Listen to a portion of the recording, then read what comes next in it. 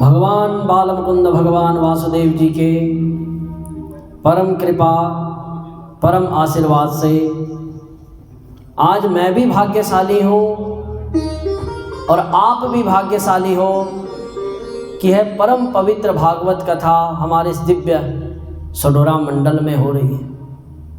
कहते हैं कि जब भागवत कथा जब किसी स्थान पर हो तो वहाँ पर ठाकुर जी अपने सब गणों के साथ अपने सब स्वरूप के साथ वहाँ पर उपस्थित हो जाते हैं।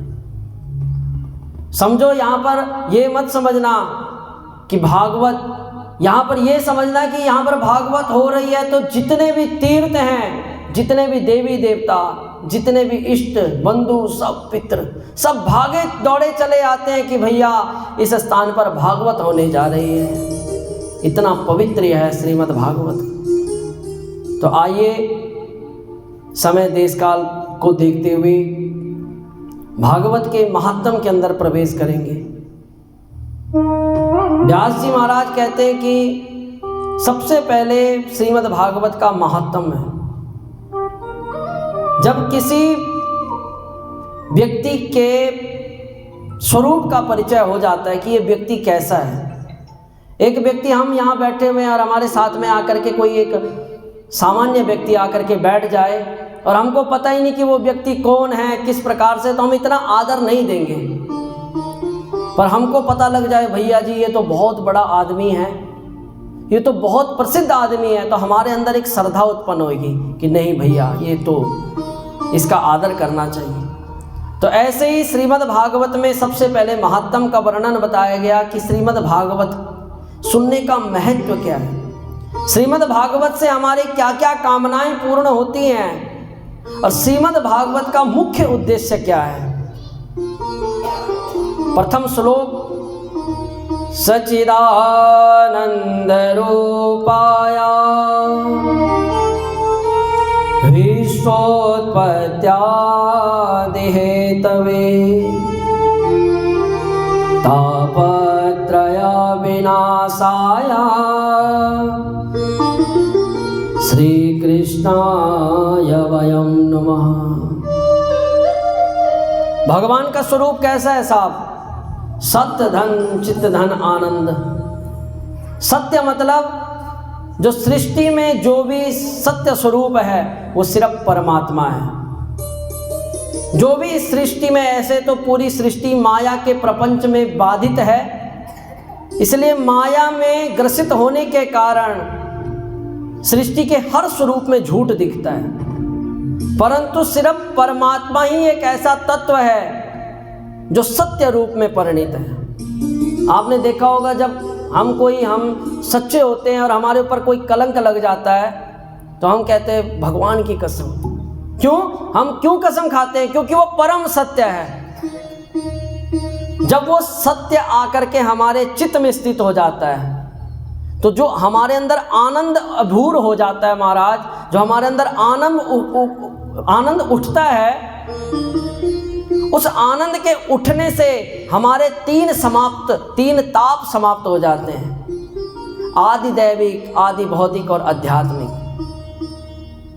और ऐसे आध्यात्मिक तापों से रहित होकर के जब इंसान उस भगवान के चरणार बिंदों में नमन करता है तो ऐसे प्रभु श्री कृष्ण बाल मुकुंद भगवान उसके ऊपर कृपा करते हैं और ऐसे बाल मुकुंद भगवान को हम प्रणाम करते हैं। श्री कृष्णाय वयं नमः। बोल वृंदावन बिहारी लाल की जय। नमिसारण्य की पावन भूमि है महाराज जी। 88,000 ऋषि मुनि वहाँ पर बैठे हुए हैं, सब अपने सत्कर्मों से निवृत्त, अपनी संध्या बंदन से निवृत्त हुए। 1000 वर्ष का दिव्य वहां पर यज्ञ चल रहा है।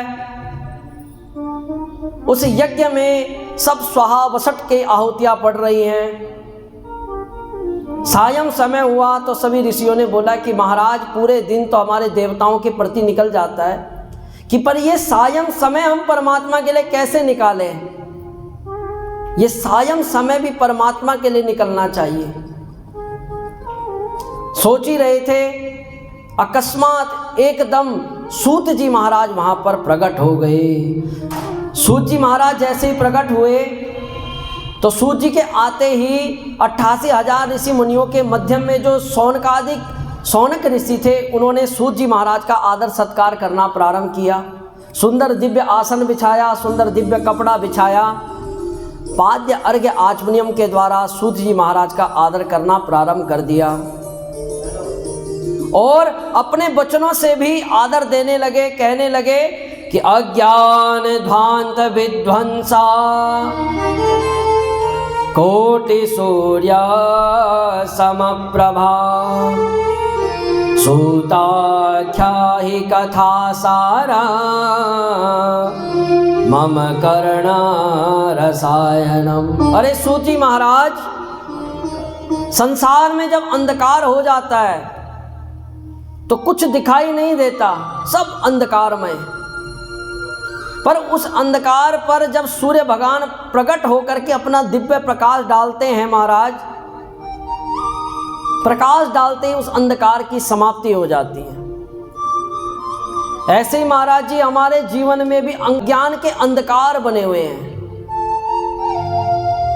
अनेक प्रकार के अंधकार हमारे जीवन में छाए हुए हैं, अनेक प्रकार के।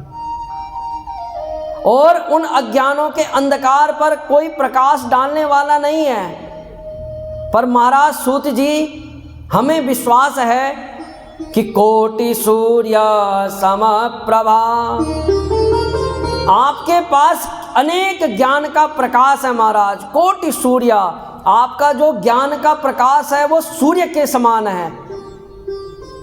इसलिए महाराज आप कृपा करके वो प्रकाश हमारे इस अज्ञान पर डालिए और कथा सारम, कोई ऐसी कथा हमें सुनाइए जो हमारे कर्णों में रसायन घोल दे, हमारे कानों को बहुत अच्छी लगे, हमारे हृदय के अंदर परमात्मा का वास सरलता से हो जाए। क्योंकि महाराज भक्ति ज्ञान विरागाप्तो विवेको वर्धते महा माया मोह निरासश्च वैष्णवे क्रियते कथम। अरे सूत जी, ऐसा साधन बताइए जो हमारे भक्ति ज्ञान और वैराग्य में वृद्धि कर दे। ये बातें क्यों कही? क्योंकि जब तक हमारे अंदर प्रेम नहीं होगा, जब प्रेम प्रकट हो जाएगा तो हमारे अंदर स्वतः ज्ञान भी होने लगेगा और स्वतः धीरे धीरे वैराग्य होने लगेगा। महाराज जी, प्रेम मतलब जब हमें बोलने का पता लग जाएगा, हमको रहने का पता लग जाएगा, परमात्मा को पूजने का पता लग जाएगा, तो स्वतः हम उस प्रेम में सराबोर हो जाएंगे और ज्ञान हमारे अंदर बढ़ता चला जाएगा और उस ज्ञान से हमारे अंदर वैराग्य बढ़ता चला जाएगा। क्योंकि महाराज ये संसार में दिन प्रतिदिन कलयुग बनता जा रहा है, कलयुग में वृद्धि हो रही है, कलयुग में कलुषित प्राणी होता चला जा रहा है। क्लेशाक्रांत सेवा शोधने किम परायणम। जहां देखो महाराज कलेश ही कलेश दिखता है।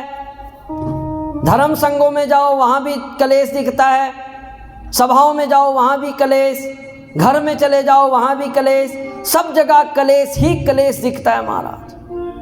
क्योंकि हर इंसान को यही है कि हम बड़े हम बड़े हम बड़े। इसलिए महाराज ऐसे भरे कलिकाल में कैसे हमारी बुद्धि सुधरेगी, किस प्रकार से हमारा कल्याण होगा? कृष्णा प्राप्ति कर्म शाश्वत, वो भगवान की सरलता का कोई ऐसा साधन बताइए। क्योंकि आपके पास कोटि सूर्य समप्रभा, आपके पास ज्ञान है साहब, उस ज्ञान का खड्ग हमारे हृदय पे डालिए जो हमारे हृदय पे पड़ते ही हमारे अंधकार की समाप्ति कर दे। बोल वृंदावन बिहारी लाल की जय। सूत जी बड़े प्रसन्न हो गए। वाह शौनकादिक ऋषियों, तुम्हारा प्रश्न बहुत अच्छा है भाई। मेरे पास अक्सर पूछते रहते हैं कि महाराज मेरे बेटे का क्या होगा, मेरे परिवार का क्या होगा, बच्चे की नौकरी कैसे लगे, मेरे पद में उन्नति कैसे हो, धन की बड़ी कमी हो रही है। पर तुम में और उनमें यही खासियत है कि तुमने कोई ऐसा प्रश्न नहीं किया। तुमने प्रश्न किया कि कृष्णा प्राप्ति कर्म शाश्वत, कृष्ण भगवान की प्राप्ति सरलता से कैसी हो जाए, महाराज ये साधन बताइए।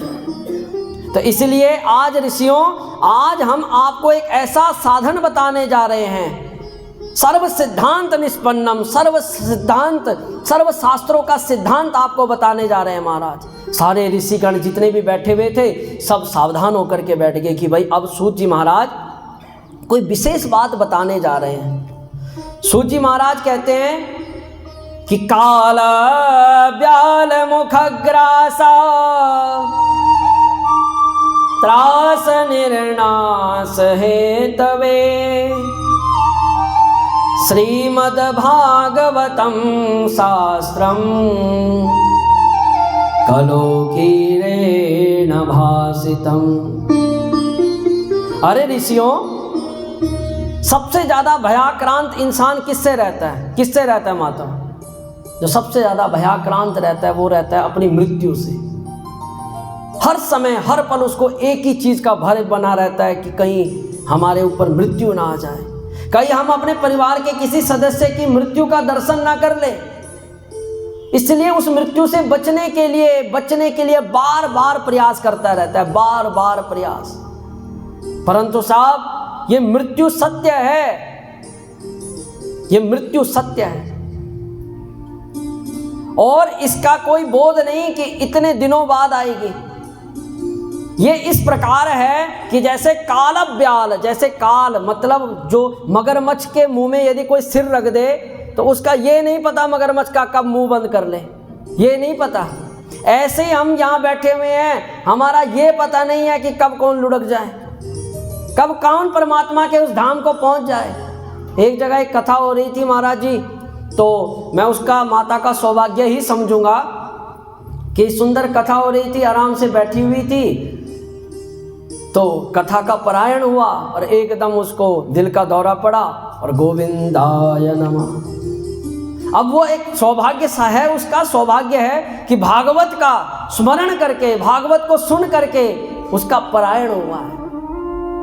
इसलिए साहब यहाँ संसार में किसी का बोध नहीं, ये नहीं पता कि कब किसके ऊपर मृत्यु आ जाए, परंतु साहब उस मृत्यु रूपी भय से मुक्त करने वाला ये श्रीमद् भागवत महाकथा है।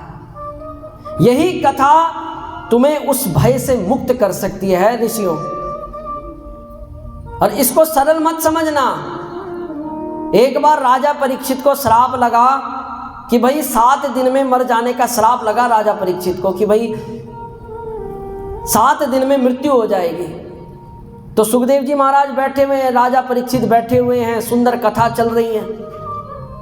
मोक्ष देने के लिए, राजा परीक्षित को मोक्ष देने के लिए कथा चल रही है। अकस्मात देवता पहुंच गए, देवताओं ने हाथ में अमृत लिया हुआ है और अमृत सुखदेव जी के आगे ऐसे धर दिया, लो महाराज जी अमृत है। सुखदेव जी कहते हैं कि राजा, अरे देवताओं ये क्या है? कहा महाराज ये अमृत है। सुखदेव जी ने कि महाराज ये अमृत आप ला तो गए, पर आप इस अमृत की तो बहुत रक्षा करते हो, बड़ी बचा बचा करके आप इसको ग्रहण करते हो और इसी अमृत के प्रताप से आपको देव स्थान मिला हुआ है।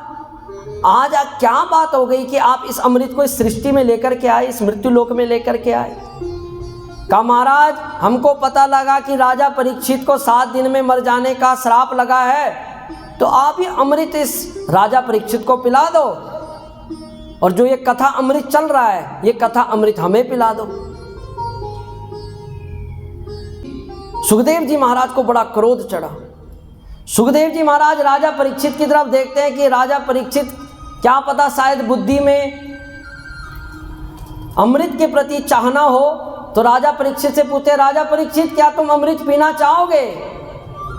राजा परीक्षित ने कहा महाराज हमारे सामने तो ये कथा अमृत बह रहा है, इससे बढ़िया अमृत हो नहीं सकता। तो सुखदेव जी कहते हैं कि एवं विनिमयो जातो सुधाराज्ञा प्रपीयताम् प्रपास्यामो वयं सर्वे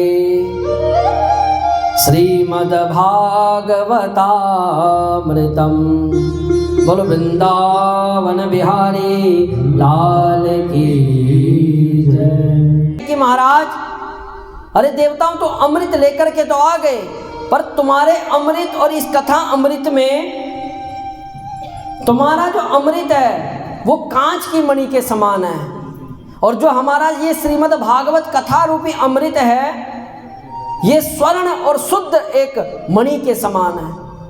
अब कोई कह दे कि महाराज एक कांच की मणि लेकर के कह दे कि महाराज ये आप कांच की मणि ले लो और शुद्ध पवित्र और एक नंबर की ये मणि हमें प्रदान कर दो, तो क्या आप दे पाओगे? कभी नहीं।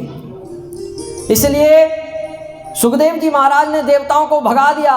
देवताओं, यदि तुम प्रेम से कथा अमृत सुनने के लिए आते, प्रेम से कथा सुनने के लिए आते तो तुम्हें कथा सुनाते, पर तुम तो व्यापारी बन करके आ रहे हो कि महाराज ये कथा हमें सुना दो और राजा परीक्षित को अमृत पिला दो। यदि प्रेम से आते, सब की तरह बैठ जाते तो तुम्हें हम कथा सुनाते, पर तुम तो व्यापारी बन करके, छलिया बन करके आ रहे हो। इसलिए सुखदेव जी महाराज ने सभी देवी देवताओं को वहीं से भगा दिया। देवी देवताओं को क्रोध चढ़ा, तुरंत ब्रह्मा जी के पास पहुंचे, ब्रह्मा जी से कहने लगे कि देखो ब्रह्मा जी, हम देवता, भाई इस सृष्टि में हमसे बड़ा कोई है नहीं, संसार में हमें बहुत सम्मान मिलता है, पर ये देखो सुखदेव जी महाराज ने हमको भरी सभा से भगा दिया। कहा साहब क्या हो गया?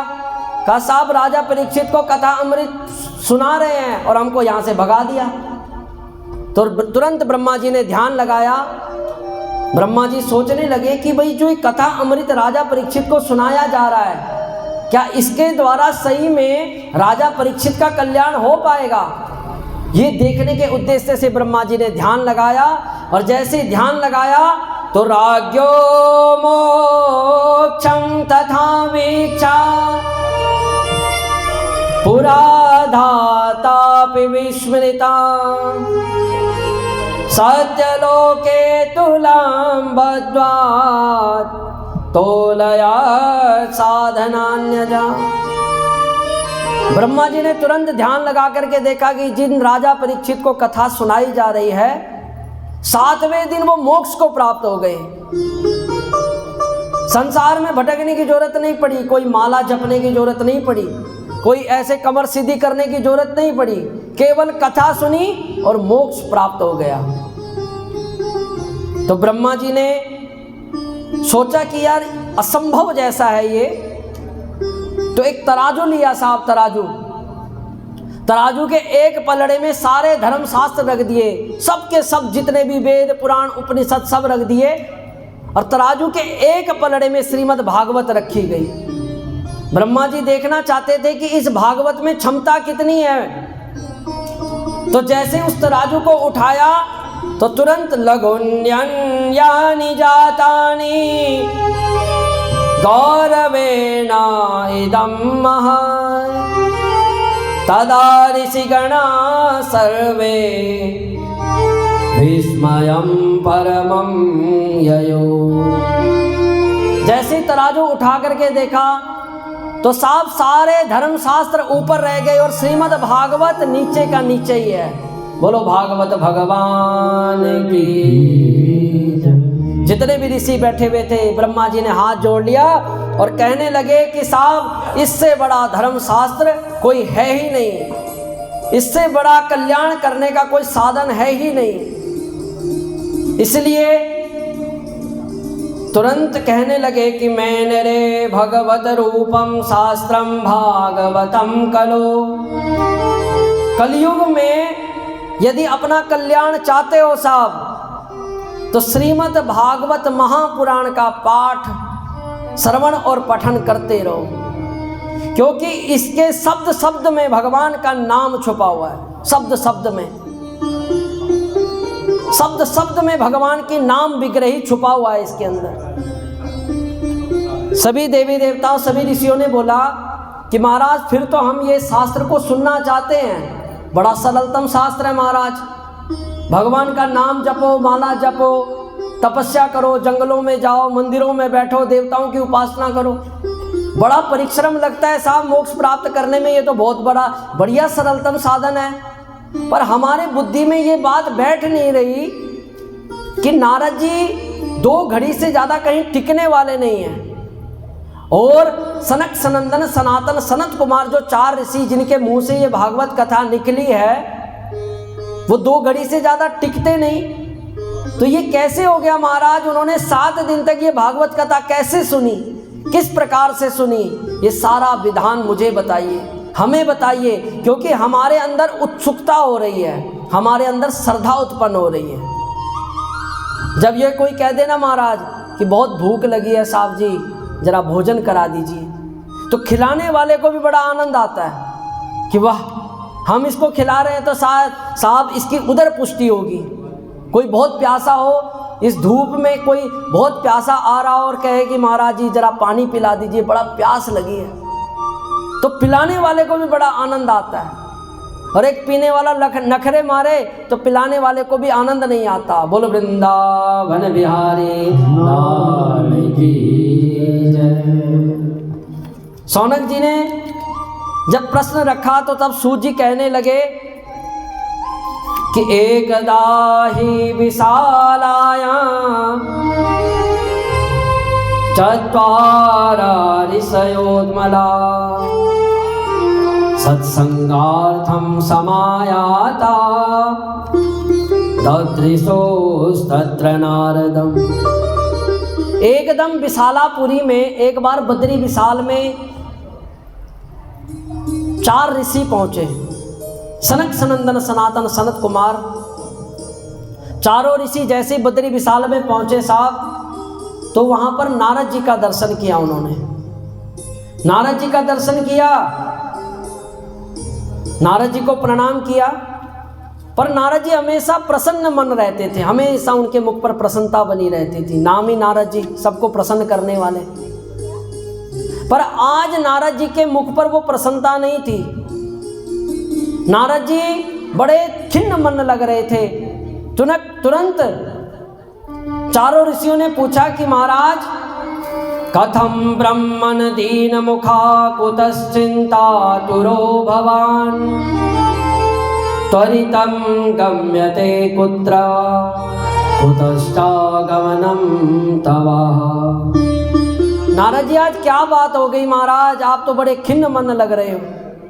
आपकी स्थिति तो ऐसी लग रही है जैसे किसी पुरुष का कोई धन कोई चोर चुरा करके ले जाता है।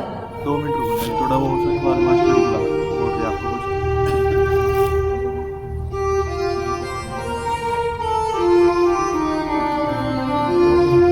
जिस प्रकार महाराज नारद जी आपकी स्थिति ऐसी लग रही है जैसे किसी का कोई चोर धन चुरा करके ले जाता है, उसकी स्थिति जैसी हो जाती है। नारद जी आपकी स्थिति ऐसी है।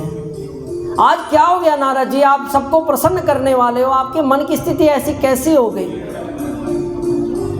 आपके पास तो कोई धन नहीं, आपके पास कोई कुटिया नहीं है, आपके पास तो सिर्फ एक ही धन है महाराज, सिर्फ एक ही धन।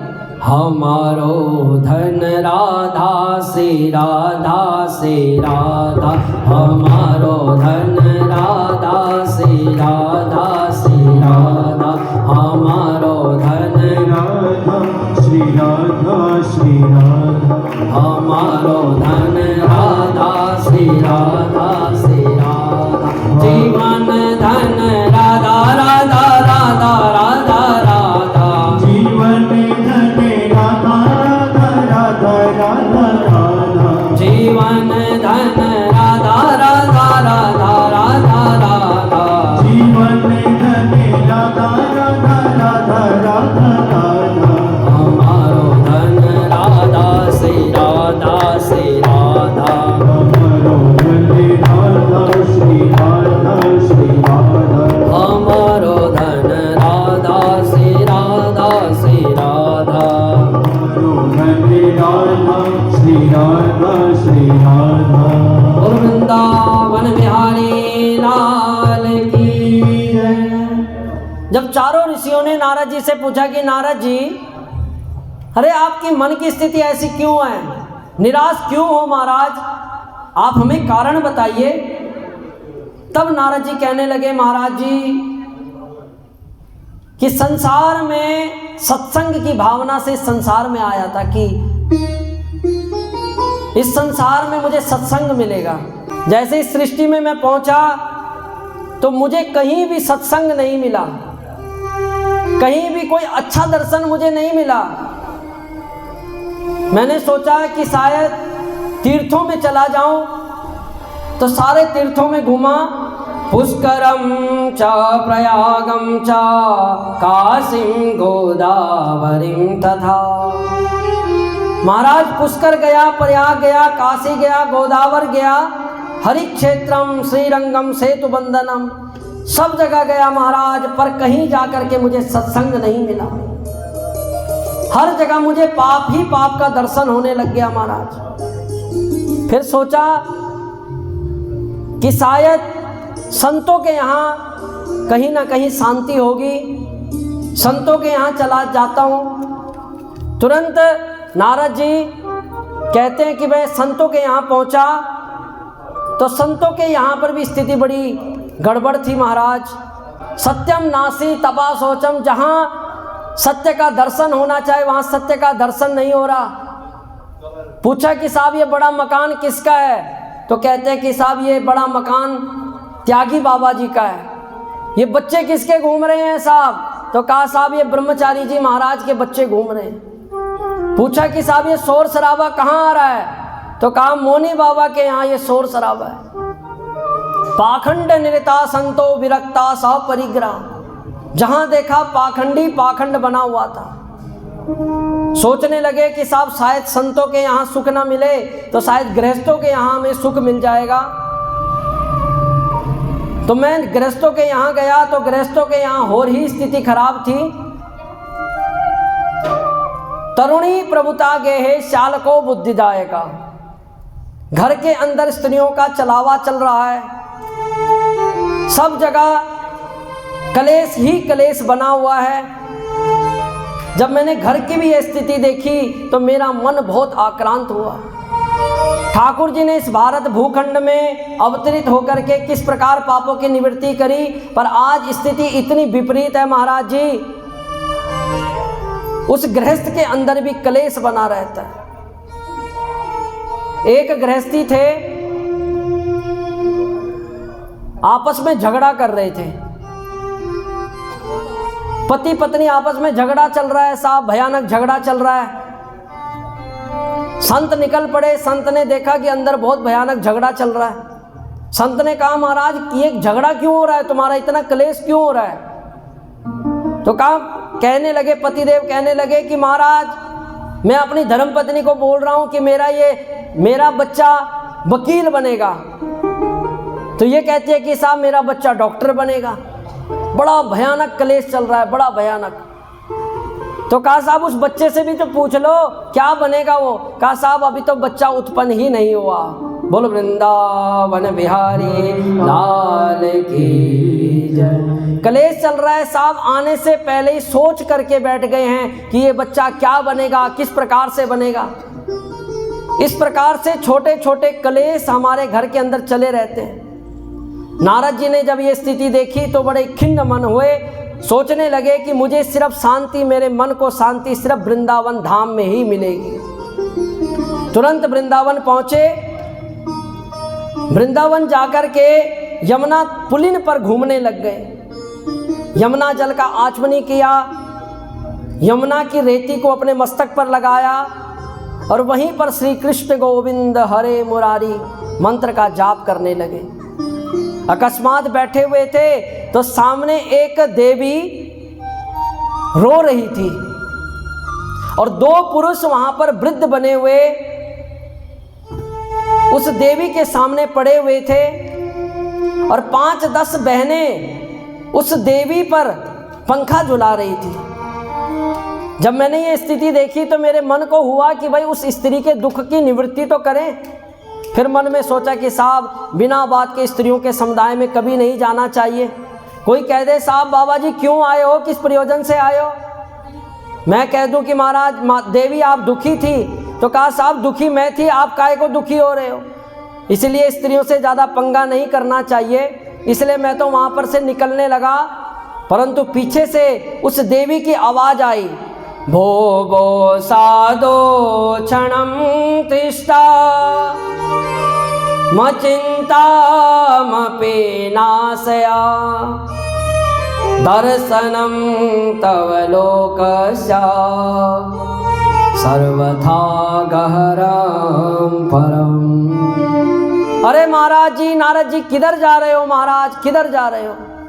जैसे ही मुझे पीछे से आवाज आई तो मैंने पीछे मुड़ करके देखा कि जो स्त्री रो रही थी, रोती हुई स्त्री के जब मुखार बिंद से ये शब्द निकले तो मैं भी उस स्त्री के पास पहुंचा। मैंने पूछा, बहन ये देवी माता, ये आप रो क्यों रही हो, किस प्रयोजन से रो रही हो, आप कौन हो, किस लिए इस वृंदावन में आई हो? तो वो देवी कहने लगी, महाराज मेरा नाम भक्ति है, मैं भक्ति महारानी हूँ, मैं अपना परिचय देती हूँ। उत्पन्ना द्रविणे साहम वृद्धिम कर्नाटकम गता। महाराज मेरा जन्म द्रविड़ क्षेत्र में दक्षिण भारत में हुआ, कर्नाटक में पली बड़ी और महाराष्ट्र में मेरा उद्धार हुआ, महाराष्ट्र में मुझे वृद्धि मिली। पर गुजरात आते आते मेरे सारी जितने मेरे अंदर यौवनता थी भक्ति की, वो सब समाप्त होती चली गई। बस साहब जैसे ये वृंदावन में पहुंची तो मैं तो जवान हो गई, परंतु जो मेरे ये दोनों बच्चे थे ज्ञान और वैराग्य वृद्धता को प्राप्त हो गए। अब किसी माता के आगे दोनों बच्चे बूढ़े पड़े हों या दोनों बच्चे बीमार पड़े हों तो वो माता कोई स्वस्थ नहीं होगी। उस माता के अंदर होगा कि हे भगवान कोई ऐसा समाधान तो मिले कि ये मेरे बच्चे स्वस्थ हो जाएं, यौवनता को प्राप्त हो जाएं। इसलिए महाराज रो रही हूँ और मुझे विश्वास है महाराज कि अब आप आ गए हो तो पक्का मुझे विश्वास है कि कोई ना कोई आप रास्ता जरूर निकाल दोगे। नारद जी ने भी तुरंत क्षण मात्रेण तज ज्ञात्वा वाक्य मूचे मुनीश्वरा, क्षण मात्र में उस देवी के सारे दुख को समझ लिया। तुरंत नारद जी कहने लगे, शृणुष्वा वाहिता बाले युगोऽयं दारुणा कली तेन लुप्ता सदाचारो योग मार्गस्तपांसि च। अरे देवी इसमें आपकी कोई गलती नहीं है, ये साक्षात कलयुग घूम रहा है। यहाँ पर तो कोई माला लेकर के भी मंदिर में बैठ जाए उसको भी कह देते साहब ये ढोंगी बैठ रहा है, पता नहीं क्या टोने टपके कर रहा हो। ऐसी स्थिति खराब है। आप खुल करके धर्म कर्म नहीं कर सकते, सब आपको कलंकित करने लग जाएंगे, आपके ऊपर आरोपित करने लग जाएंगे। परंतु देवी आपके साथ ये स्थिति नहीं होनी चाहिए थी। भक्ति महारानी कहती है, महाराज स्थिति इतनी विपरीत है, इस कलयुग ने सब जगह धर्म भ्रष्ट कर रखा है। पर मुझे ये पता समझ नहीं लगता, जब राजा परीक्षित के सामने ये कलयुग पहुंचा, ये राजा परीक्षित के सामने जब कलयुग पहुंचा तो राजा परीक्षित ने इस कलयुग को भगाया क्यों नहीं? राजा परीक्षित ने वहीं पर समाप्त क्यों नहीं कर दिया? नारद जी कहने लगे, माता भगवान की बनाई हुई सृष्टि है, चाहे जितना मर्जी दोष किसी ना किसी वस्तु में है, परंतु एक कोई ना कोई गुण जरूर उसके अंदर होता है। इंसान चाहे जितना मर्जी बुरा हो साहब, पर एक गुण उसके अंदर ऐसा होता है, उसी गुण पर दुनिया रीझ जाती है। सतयुग त्रेता द्वापर में अपनी कमरे दुखानी पड़ती थी, माला लेकर के बैठना पड़ता था, तब जाकर के कहीं भगवान की प्राप्ति होती। परंतु देवी सिर्फ इस कलयुग में क्या करना है?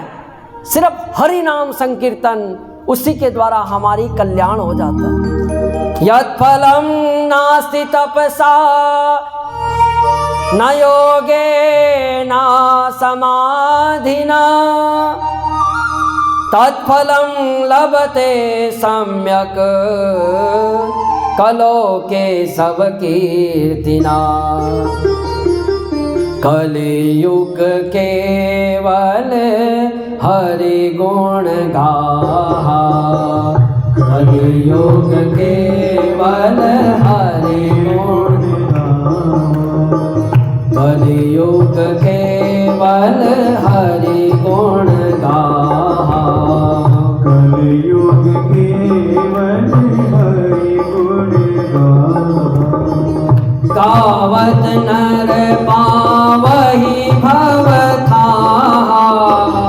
गावत नर पावहि भव थाहा, मंगल भवन मंगल हारे।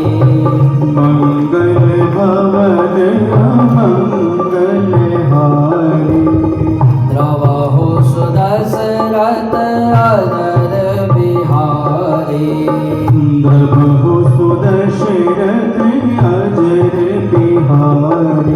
बोल वृंदावन बिहारी लाल की जय। साहब जब ये स्थिति सुनी तो भक्ति महारानी के अंदर जरा उत्साह जैसा आया।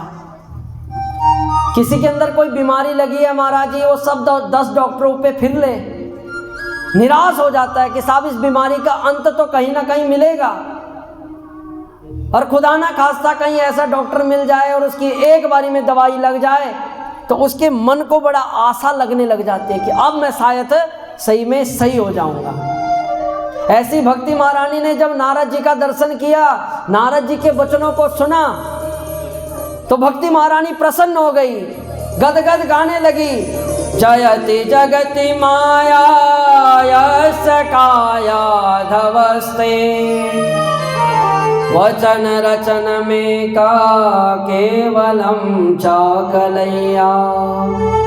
ध्रुव पदमपि यातो यत्कृपातो धुवोया, सकल कुशल पात्र ब्रह्मपुत्रम नतास्मि।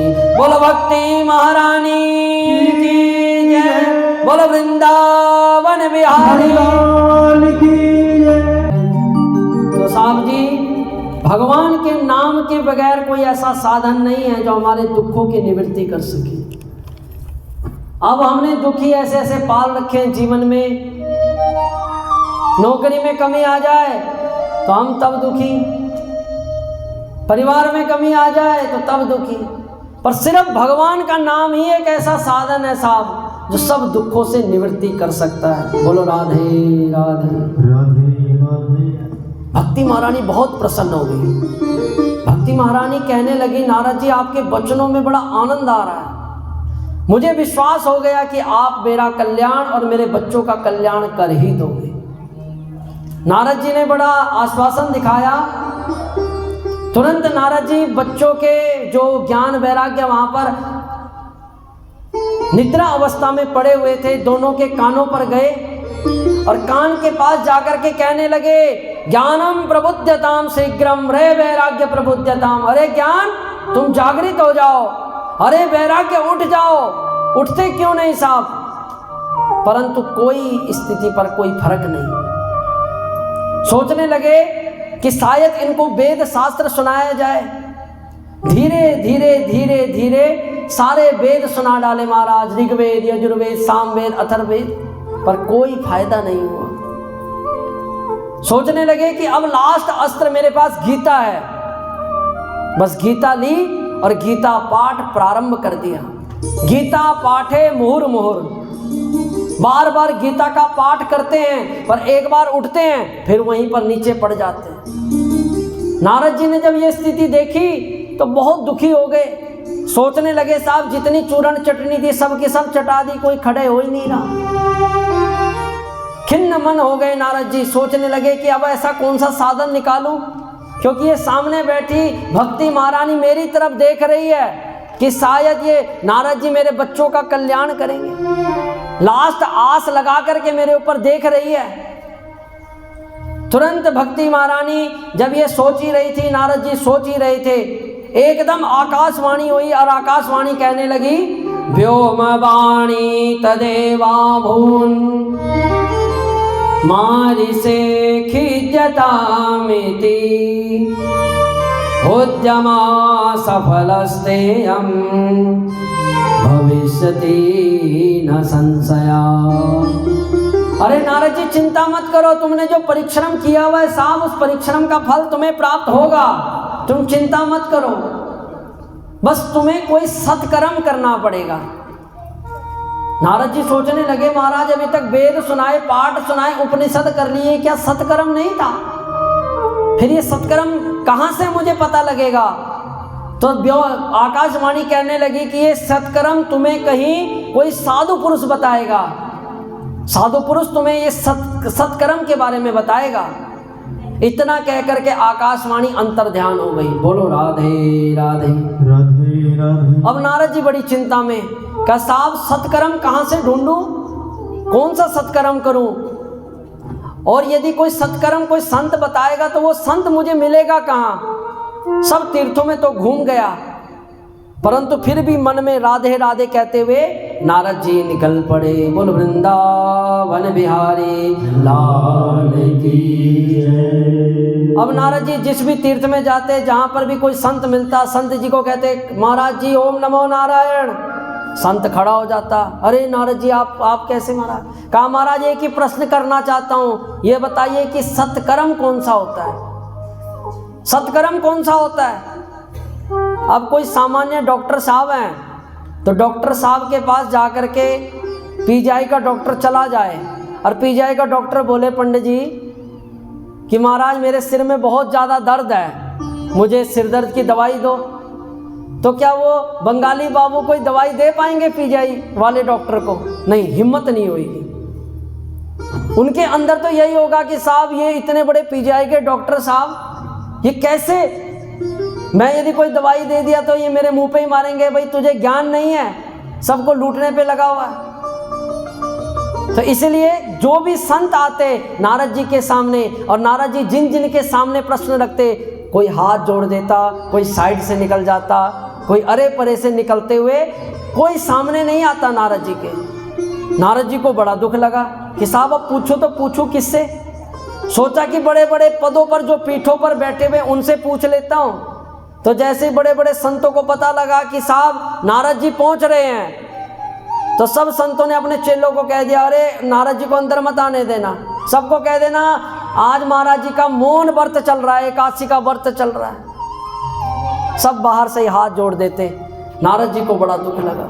नारद जी मन ही मन बड़े निराश थे, मन ही मन बहुत निराश थे। जब लगा नारद जी को कि कहीं से मुझे कोई साधन नहीं मिल रहा, तो तुरंत नारद जी बद्री विशाल पहुंच गए, बद्रीनाथ में पहुंच गए। सोचने लगे कि भगवान बद्री विशाल ने वहां पर तपस्या करी है तो मैं भी तपस्या करूंगा, और तपस्या के प्रताप से मुझे कोई ना कोई उत्तर जरूर मिल जाएगा। बस महाराज इस बद्री विशाल में पहुंचा तो आप चारों का दर्शन हो गया मुझे। बस अब आप ही बताइए, क्योंकि ये प्रश्न उन्होंने पूछा था ना चारों ने नारद जी से कि भाई आप दुखी क्यों हो, तो नारद जी ने कहा कि मेरे दुख का कारण ये है। अब आप ही कोई साधन बताइए, आप ही बताइए महाराज ये सत्कर्म कौन सा होता है, क्योंकि आप भी कोई छोटे पुरुष नहीं हो। भूभृंग मात्रेणा द्वारपाला हरे पुरा भूमो निपतितो सद्यो यत् कृपा पुराम गतो। सनक सनंदन सनातन सनत कुमार, हे चारों ऋषियों आप भी कोई सरल ऋषि नहीं हो। आपने सिर्फ आपने भ्रुकुटी टेढ़ी करने से भगवान के जो द्वारपाल थे जय और विजय, उन पर क्रोध किया और वो सीधे आकर के इस मृत्यु लोक में गिरे असुर दैत्य बन करके। तो महाराज आप भी कोई छोटे नहीं हो, बस आप ही बताइए महाराज मेरे इस दुख की निवृत्ति करिए। चारों ऋषि ने नारद जी की तरफ मुस्कुरा करके कहा, अरे नारद जी बस इतनी सी बात पर दुखी हो रहे हो। अरे नारद जी चिंता मत करो, माम चिंताम कुरु देवर्षे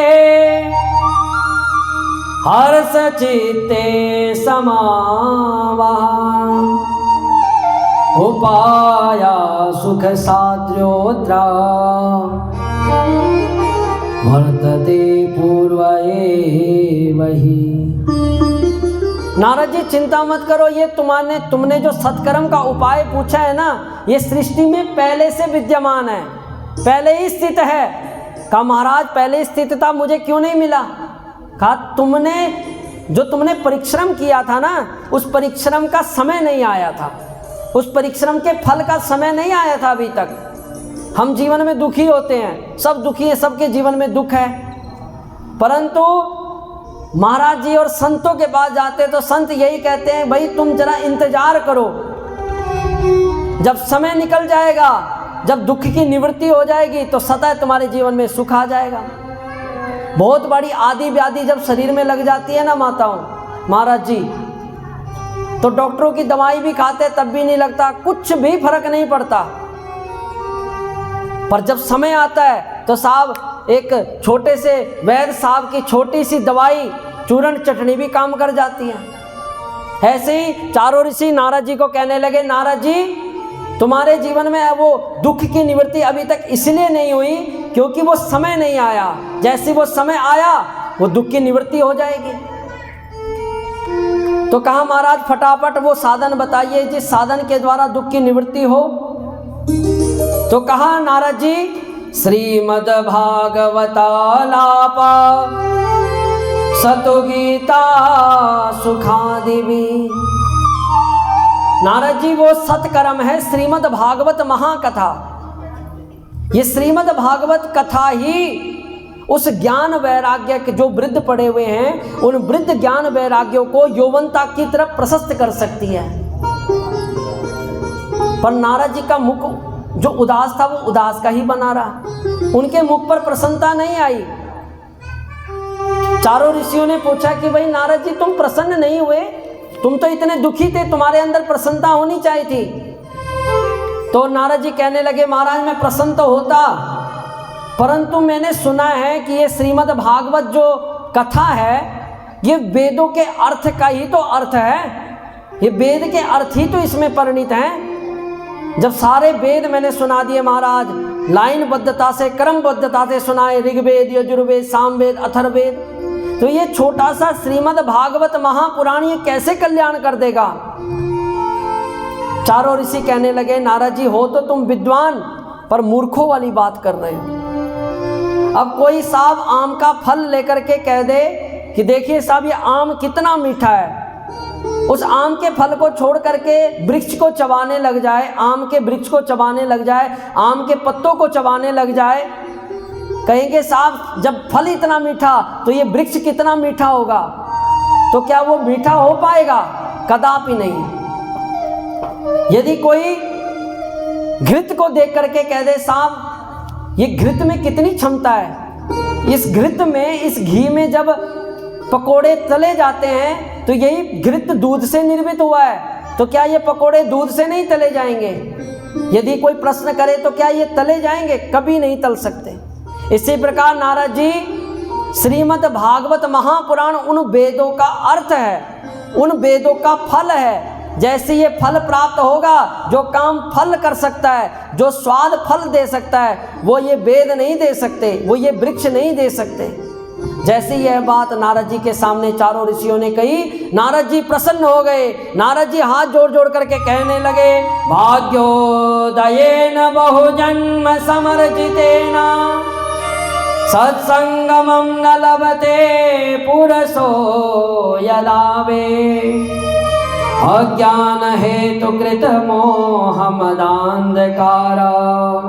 न संविदाय हि ततो दयते विवेका। बोल वृंदावन बिहारी लाल की जय। तो इस प्रकार जब सनक सनंदन सनातन ऋषि मुनियों ने जब नारद जी को श्रीमद् भागवत महाकथा के बारे में बताया कि हे नारद जी ये श्रीमद् भागवत कथा ही इनके कल्याण कर सकती है, तब तो नारद जी हाथ जोड़ करके कहने लगे कि ज्ञान यज्ञं करिष्यामि सुख शास्त्रोत्कथो ज्वलम् भक्ति ज्ञान विरागानां स्थापनार्थं प्रयत्नता।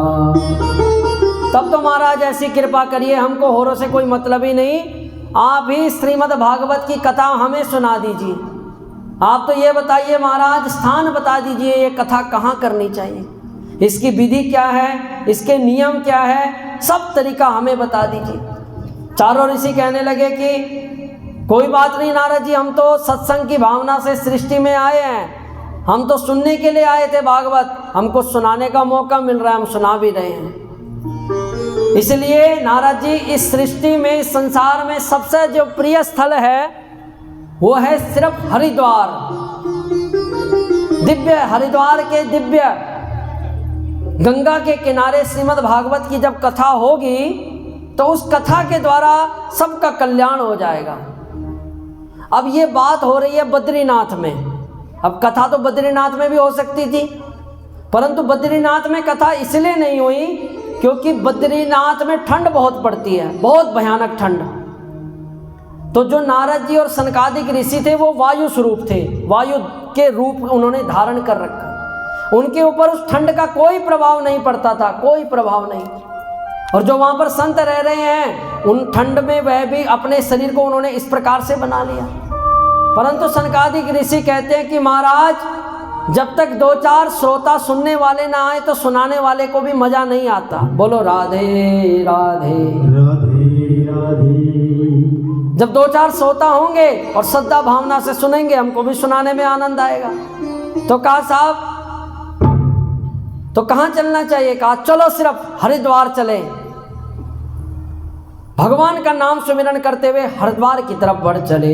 हरे शरणम हरे शरणम हरे शरणम हरे शरणम हरे शरणम हरे शरणम हरे शरणम हरे शरणम हरे शरणम हरे शरणम हरे शरणम हरे शरणम। बोलो वृंदावन बिहारी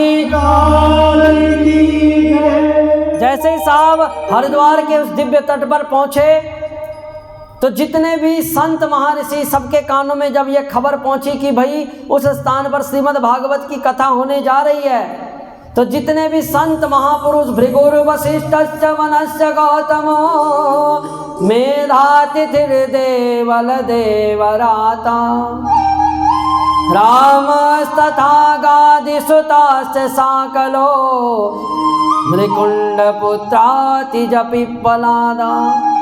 सबकी सब भीड़ एकत्रित होने लग गई साहब। भृगु ऋषि आ गए, वशिष्ठ ऋषि आ गए, चमन ऋषि आ गए, गौतम ऋषि आ गए। जितने संत थे सब पहुंच गए साहब। कोई अपने स्त्री पुत्रों के साथ आ रहा है तो कोई अपने शिष्यों के साथ आ रहा है। सब धीरे धीरे जय जय शब्द वहां पर गूंजने लग गया।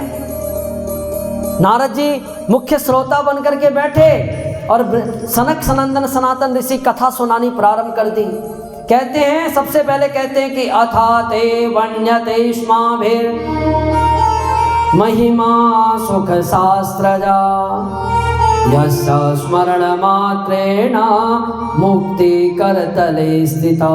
जिसने एक बार भी ये श्रीमद् भागवत की कथा सुनी उसकी मुक्ति की पूरी गारंटी है साहब। कर तले स्थिता, मुक्ति उसके कर में स्थित हो जाती है, हाथ में उसकी आ जाती है। इसलिए सनकादिक ऋषि कहते हैं कि न गंगा न गया काशी पुष्करम च प्रयागकम। महाराज इस श्रीमद् भागवत के आगे न गंगा न गया न काशी, इसके सामने सब फीके हैं साहब। जो गृहस्थ इस श्रीमद् भागवत का एक श्लोक यदि पढ़ ले तो उसका कल्याण है। यदि एक भी ना पढ़ पाए, आधा भी पढ़ ले उसका कल्याण है। और जो कोई आधा भी नहीं सिर्फ एक पद भी पढ़ ले तो वो भी मोक्ष गति को प्राप्त हो सकता है। बोलो भागवत भगवान की जय। इसलिए माताओं याद रखना, जीवन में हम सब सनातनी हैं और सनातनी होने के नाते हमारा कर्तव्य बनता है कि अपने ग्रंथों का पठन पाठन करो। इस श्रीमद् भागवत का कथा एक बार जरूर सुनो, पढ़ो। पूरी ना पढ़ सको, कोई कह दे पंडित जी हमारे पास इतना समय नहीं है, तो साहब थोड़ा पढ़ो, 10-10 पेज का नियम बना लो। कहा साहब 10 पेज का भी नियम नहीं है, बच्चों के स्कूल जाने का समय होता है, ड्यूटी पे जाने का समय होता है। कहा चलो नहीं, 1 पेज भी पढ़ लो। एक भी ना पढ़ पाए तो आधा पढ़ लो, आधा भी ना पढ़ पाए तो सिर्फ राधे राधे सिर्फ इतना इतना भी कह दो हमारा तुम्हारा, तब भी कल्याण हो जाएगा। बोलो वृंदावन बिहारी लाल की। साहब इतना कहने की देर कथा चल ही रही थी, एकदम भक्ति महारानी उस सभा के बीच में स्थित हो गई। भक्ति सुतो तो तरुणो गृहीत्वा प्रेमे करूपा सहसा विरासी। भक्ति सुतो तो तरुणो गृहीत्वा प्रेमे करूपा सहसा विरासी। श्री कृष्ण गोविंद हरे मुरारी नाथेति नामानि मुहुर्वदन्ति। बोलो वृंदावन बिहारी लाल की जय। बड़ी भयानक भीड़ थी महाराज, वहां पर बैठने की जगह भी नहीं थी। तो एकदम भक्ति महारानी वहां पर प्रकट हो गई। अकेली नहीं आई, साथ में दोनों पुत्रों को, जो वृद्ध बने हुए पुत्र थे उनको भी साथ में लेकर के आ गई। दोनों पुत्र जब वहां पर स्थित हुए तो सारे जितने भी ऋषिगण थे, नारद जी, भक्ति महारानी, या सारे भी जितने भी संत थे, वो देख देख करके हैरान हो रहे हैं। बड़े बड़े वेद सुना दिए ज्ञान वैराग्य को, तब भी वह जीवित अवस्था को प्राप्त नहीं हुए। पर धन्य है ये श्रीमद् भागवत महाकथा, जिस भागवत कथा के प्रताप से ये दोनों के दोनों यौवन अवस्था को प्राप्त हो गए। बोलो भागवत भगवान की। पर एक दूसरे, सारे जितने भी संत बैठे हुए सब एक दूसरे से कानाफूसी करने लगे कि महाराज ये नहीं समझ लगता कि ये आई कहां से, किधर से आई। तो सनकादिक ऋषि कहने लगे कि ये कहीं से नहीं आई, ये भागवत के अर्थ में छिपी हुई थी भक्ति महारानी। जैसे ही अर्थों का संसाधन होने लगा तो भक्ति महारानी वहां प्रकट हो गई। तब तो भक्ति महारानी कहने लगे कि महाराज अब तो मुझे बैठने का स्थान दीजिए, मैं बैठूं तो बैठूं कहां। सनकादिक ऋषि कहने लगे कि महाराज देवी, आपके तो सिर्फ बैठने का एक ही स्थल है, वो है भक्तों का हृदय। बोलो राधे राधे राधे। जब तक माताओं हृदय में भक्ति महारानी नहीं बैठी, जब तक भगवान के प्रति प्रेम नहीं बैठा, तब तक हमारे अंदर वो ज्ञान और वैराग्य बढ़ नहीं सकता। ज्ञान वैराग्य तभी हमारे अंदर आएगा जब हमारे अंदर प्रेम बनेगा।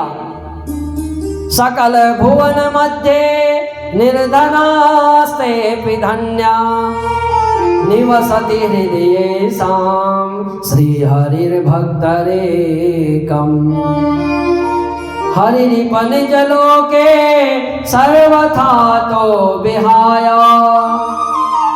प्रविशति हृदयेषां भक्ति सूत्रोपनद्वः। बोल वृंदावन बिहारी लाल की। जिनके हृदय में एकमात्र श्री हरि भक्ति महारानी निवास करती है, वह त्रिलोक में अत्यधिक निर्धन होने पर भी परम धन्य है। माताओं, ठाकुर जी की घर में पूजा हो रही है, केवल सिर्फ भक्ति भक्ति से काम नहीं चलता, साथ में ज्ञान और वैराग्य जब होगा तभी हमारा कल्याण हो पाएगा। एक माता के अंदर भक्ति बढ़ी कि भाई आज भोलेनाथ को खीर खिलानी है, भक्ति होती है, अंदर से श्रद्धा उत्पन्न हुई कि आज बड़ा मन प्रसन्न है, शिवरात्रि का समय चल रहा है, भोलेनाथ को खीर खवानी है।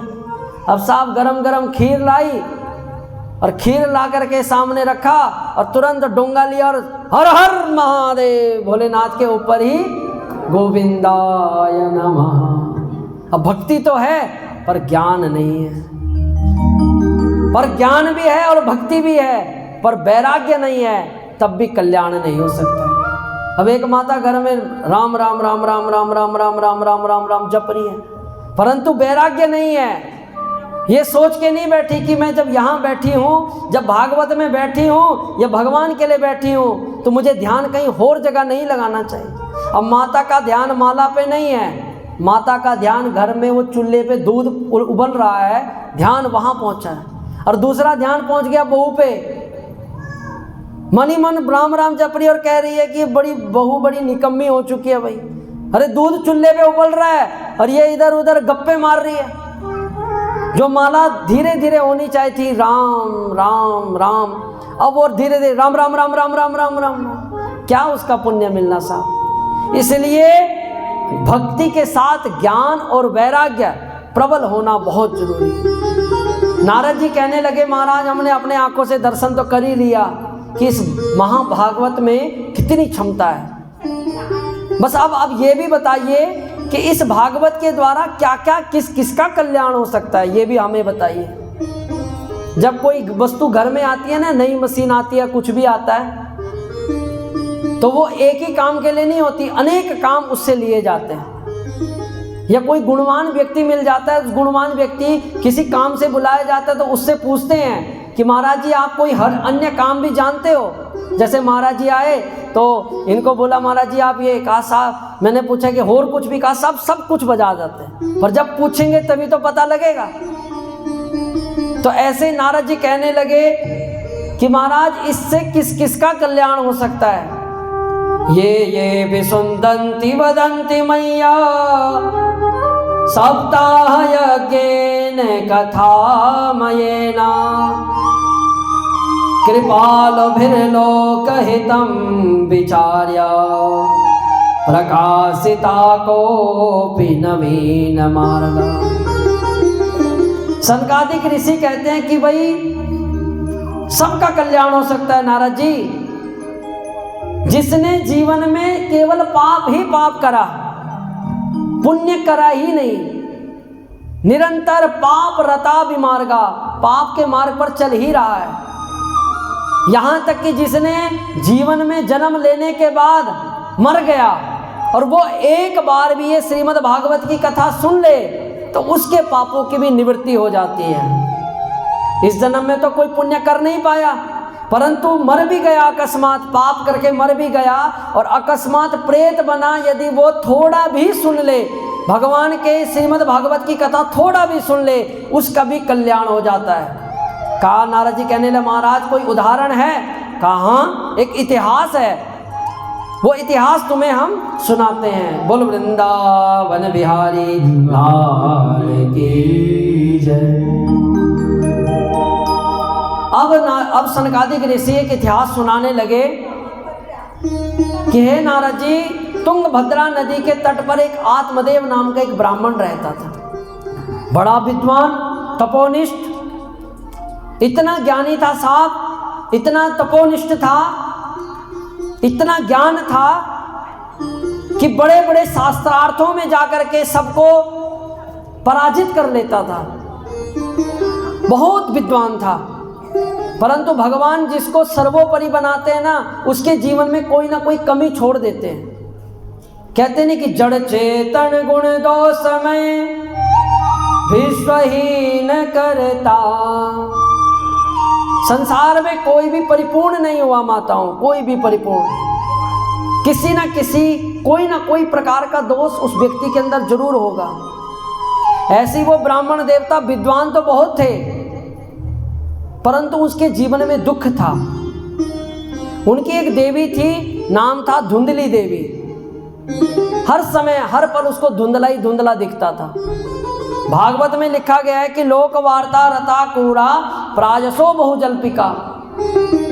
वो ब्राह्मणी देवी इतनी खतरनाक थी कि साहब सुबह सुबह जब तक दो चारों के साथ वाक युद्ध नहीं होता, जब तक दो चारों को दो चार बातें नहीं सुना देती, तो तब तक उसको खाना नहीं पचता था। बोलो राधे राधे। परंतु ब्राह्मण देवता इतने शरीफ कि उस ब्राह्मणी के साथ भी अपना दिन यापन कर रहे थे। ब्राह्मण के पास एक ही दुख था साहब कि उस ब्राह्मण के पास कोई संतान नहीं थी, बस इसलिए दुखी रहता। कभी जजमान के घर में जाता तो जजमान के यहाँ नामकरण करने जाता, तो जब जजमान की गोद में बच्चा देखता तो आंखों में अश्रु आ जाते। ब्राह्मण सोचता कि काश मेरे पास भी भगवान मेरे को भी संतान दे देता, मेरे ऊपर भी कृपा करता। इसलिए उसने अनेक प्रकार के दान किए, धर्म किए, बहुत प्रकार की गायें दान करी, परंतु जब भाग्य में था ही नहीं, भगवान भी कहाँ से देते। एक दिन ब्राह्मण देवता इतना दुखी हो गया, इतना दुखी हो गया कि सोचने लगा कि भैया इस गृहस्थ में रह करके क्या करूँगा। तुरंत जंगल में निकल पड़ा और जंगल में जाकर के विचार बना लिया कि आज मैं अपने प्राणों का त्याग यही कर दूंगा। पीत्वा जलम निसंजस्या प्रजा दुखेन बर्विता। सोचा कि अपने प्राणों का त्याग यही कर दूंगा। जल के किनारे बैठा हुआ था, पीपल का वृक्ष लगा हुआ था।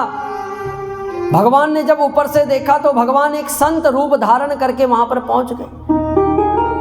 संत जैसे ही आए, संत ने देखा कि अरे ब्राह्मण देवता रोता हुआ दिख रहा है। तो संत ने सोचा कि शायद मेरे भगवान के लिए रो रहा होगा, भगवान के लिए रो रहा होगा। तो संत ने जाकर के ब्राह्मण से पूछा, कथम रोदसी विप्रतम काते चिंता बलियसी वदत्वं सत्वरं मय्या स्वस्य दुःखस्य कारणम। अरे ब्राह्मण देवता क्यों दुखी हो रहे हो भाई? तुम्हारा मुख तो तेजों से परिपूर्ण होना चाहिए, पर तुम्हारे मुख पर तो आंसू की अश्रुधारा बह रही है। अरे ब्राह्मण रोता हुआ अच्छा नहीं लगता। जिस नगर में ब्राह्मण रोते हों वहां पर दुर्भाग्य की कामनाएं होने लग जाती हैं, दुर्भाग्यों में वृद्धि होने लग जाती है। इसलिए ब्राह्मण रोता हुआ अच्छा नहीं लगता। ब्राह्मण तो प्रसन्न आसारुणलोचनो लसत, हमेशा प्रसन्न ही बना लगता है। ब्राह्मण कहने लगा, महाराज आप बात तो सही कर रहे हो, पर जीवन में इतना भयानक दुख है, वो दुख की निवृत्ति नहीं हो रही। तो संत ने पूछा कि भाई दुख क्या है बताइए। कहा महाराज भगवान का दिया हुआ सब कुछ है, धन समृद्धि सब कुछ, पर घर के अंदर संतान नहीं है। पितरों को जब जलांजलि देता हूं महाराज, तो जल देते हुए पितर भी गरम गरम सांसें लेते हैं, आंखों से अश्रु निकालते हैं कि ये बेचारा तो हमको जल दे ही रहा है, पर इसके बाद कोई जल देने वाला नहीं है। महाराज इतनी स्थिति विपरीत है कि घर के अंदर एक गाय पाली है मैंने, पर उस गाय का भी कोई बच्चा नहीं होता। घर के अंदर एक वृक्ष लगा हुआ है, उस वृक्ष के ऊपर भी कोई फल नहीं आता महाराज, इतनी स्थिति विपरीत है। घर के अंदर कोई फल लाता हूं महाराज, वो फल भी कुछ दिनों में सड़ जाता है। मुझे समझ नहीं लगता कि मैंने ऐसा कौन सा पाप कर दिया, ऐसा कौन सा दुर्भाग्य मेरा प्रकट हुआ है। संत समझाने लगे, अरे ब्राह्मण देवता दुखी मत हो भाई, बेटा बेटी से किसी का कल्याण नहीं हो सकता, और जो बेटे से कल्याण ही होता तो सगर के 60,000 पुत्र थे, 60,000 पुत्र एक भी नहीं रहा, और 7 पीढ़ियां लगी उन 60,000 पुत्रों का उद्धार करने में। अरे ब्राह्मण दुखी मत हो, मैंने तेरे ललाट की रेखा को देख लिया है।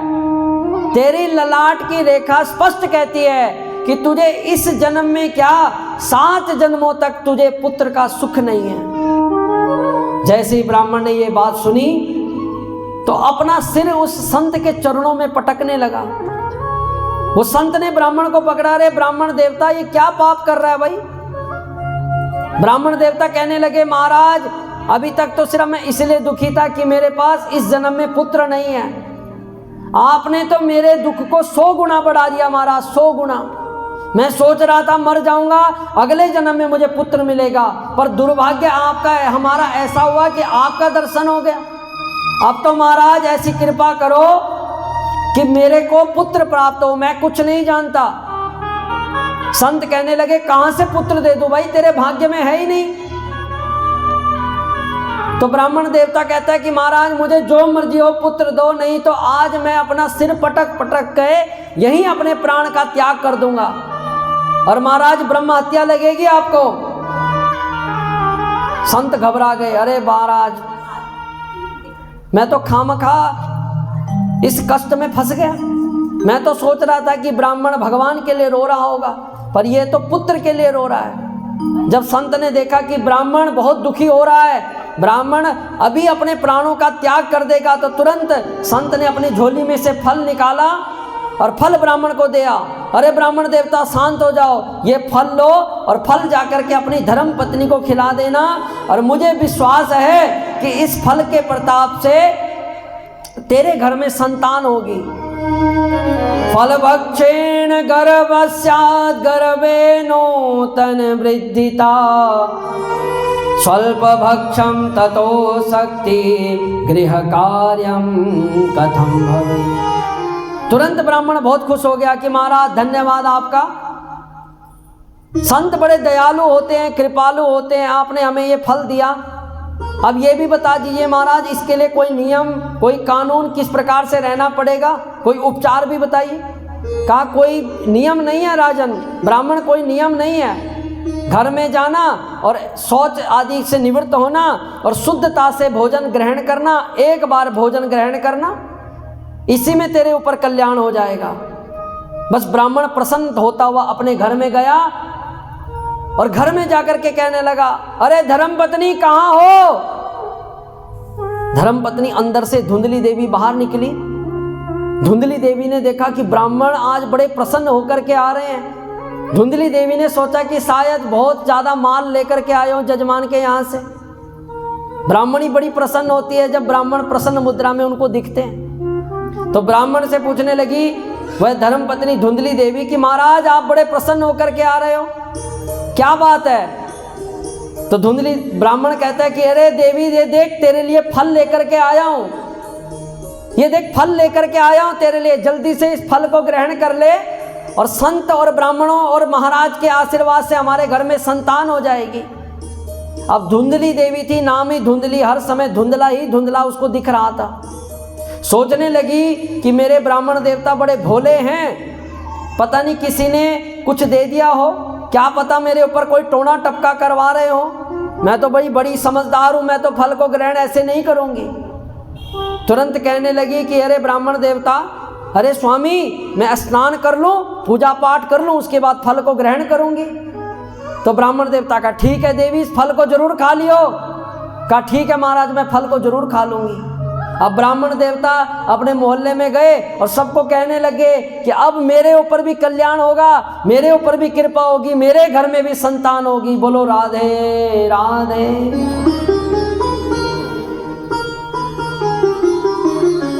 धुंधली देवी के सामने फल रखा हुआ, धुंधली देवी सोच रही है कि इसको खाऊं कि ना खाऊं।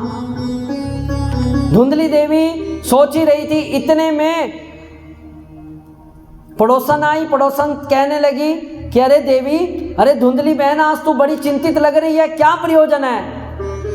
कहा बहन तू बहुत समय पर आई, देख किसी संत ने मुझे ये फल दिया और संत कहता है कि भाई बच्चा होगा।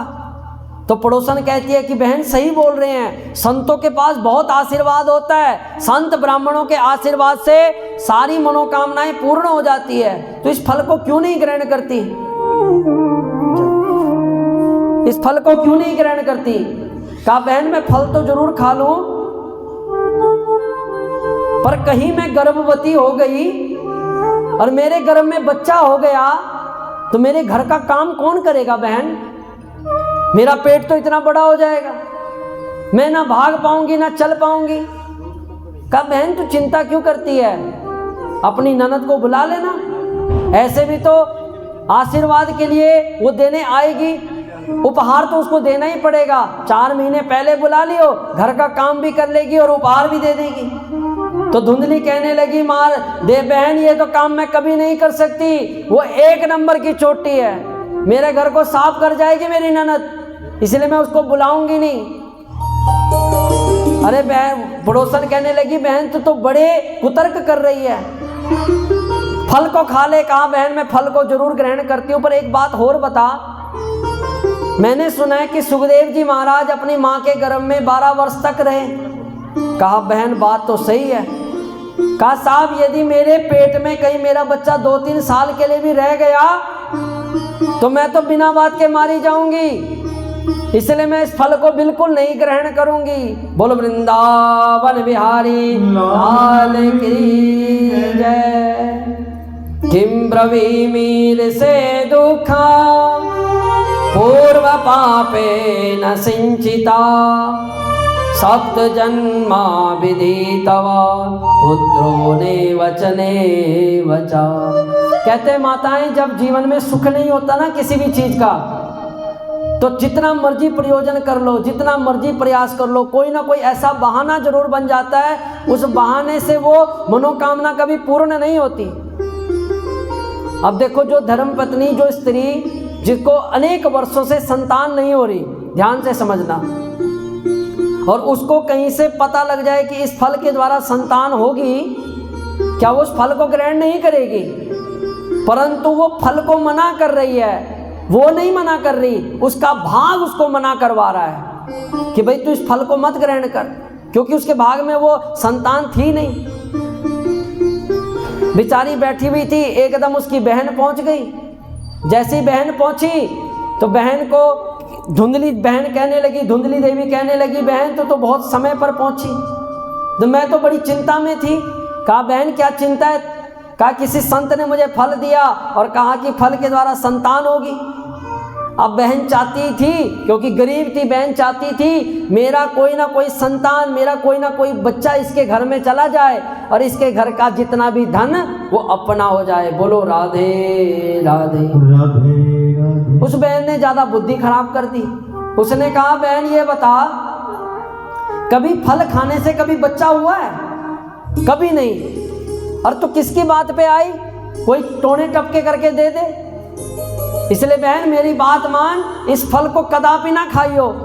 और तेरे घर में गाय हैं जिसकी कोई संतान नहीं है, ये फल अपने उस गाय को दे के देख ले, परीक्षा भी हो जाएगी, पता भी लग जाएगा। और रही संतान की बात, तो मेरे पास अभी मेरे गर्भ में संतान है, 5 बच्चे मेरे पास पहले ही हैं। जब मेरे पास संतान हो जाएगी, मैं अपनी संतान तुझे दे दूंगी। ना तुझे उदर पीड़ा का दुख होगा, ना तुझे प्रसूति का दुख होगा। धुंधली कहने लगी वाह वाह बहन, बहन हो तो तेरी जैसी। तूने तो मेरे सारे कष्टों की निवृत्ति कर दी, तूने तो मेरे सारे कष्टों को निवृत्त कर दिया। अब तो धुंधली देवी ने अपने स्वामी को कहने लगी, महाराज जी उस फल खाने के बाद मुझे बहुत फर्क दिख रहा है। मैंने वो फल खाया तब से मुझे बहुत फर्क दिख रहा है। ब्राह्मण देवता भी प्रसन्न कि अरे अब मेरे घर में भी संतान होगी। भाग्य की ऐसी कृपा हुई कि 9 महीने के बाद ब्राह्मण के घर में वह स्त्री आई, धुंधली की बहन आई, अपना संतान लेकर के आई और वह संतान धुंधली देवी को दे दी। और धुंधली देवी ने वह संतान, वह बच्चा अपने जाकर के अपने स्वामी जी को पकड़ा दिया। कहा देखो स्वामी, हमारे घर में पुत्र हुआ है। बोलो वृंदावन बिहारी लाल की जय। अब ब्राह्मण देवता भी बड़ा खुश। कहा साहब हमारे घर में पुत्र हुआ। चारों तरफ मिठाइयाँ बंटवाने लगा, चारों तरफ रसगुल्ले बंटने लगे, चारों तरफ प्रसन्नता होने लगी। भगवान ने एक कृपा और कर दी, जो फल गाय को दिया था, भगवान के आशीर्वाद से 3 महीने के बाद उस गाय ने भी एक बच्चे को जन्म दे दिया। सर्वांग सुंदरम दिव्या निर्मला कनका प्रभा। भगवान के आशीर्वाद से उस गाय ने भी एक बच्चे को जन्म दिया और वो बच्चा ऐसा था, उसके सिर्फ कान गाय जैसे थे, पूरा शरीर इंसान देह था। ब्राह्मण देवता ने नामकरण करना प्रारंभ किया। पहले गोकर्ण जो बच्चा था गाय से उत्पन्न था, उसका नामकरण हुआ। कान गाय जैसे थे इसलिए नाम रखा गोकर्ण। जैसे दूसरे बच्चे का नाम रखने लगे तो धुंधली देवी खड़ी होगी, देखो महाराज 9 महीने तक कष्ट मैंने भोगा है, इसलिए मेरा नाम धुंधली है, तो मेरे बच्चे का नाम धुंधकारी होगा। बोलो वृंदावन बिहारी लाल की जय। तो अब साहब जैसे ही दोनों का नामकरण हुआ, धीरे धीरे दोनों बड़े होने लगे। एक कुख्यात बना, एक विख्यात बना। गोकर्ण जी महाराज जहां से निकलते तो सारे जजमान जितने भी थे सब गोकर्ण जी से प्रार्थना करते, महाराज आप हमारे घर में आओ, हमारे घर को पवित्र करो, क्योंकि गोकर्ण जी इतनी तपोनिष्ठ व्यक्ति थे। पर जहां से धुंधकारी निकलता, वो इतना बड़ा चोर हो चुका था साहब, जहां से निकलता तो लोग अपने अपने दरवाजे बंद कर देते कि साहब कहीं घर में आ गया, हमारे घर की चोरी कर देगा। जब ये सारी खबरें उस ब्राह्मण देवता के पास पहुंची तो ब्राह्मण देवता बड़ा दुखित। ब्राह्मण देवता ने सोचा कि अब, क्योंकि माननीय पुरुषों के पास एक ही धन होता है, वो होता है सिर्फ सम्मान का धन।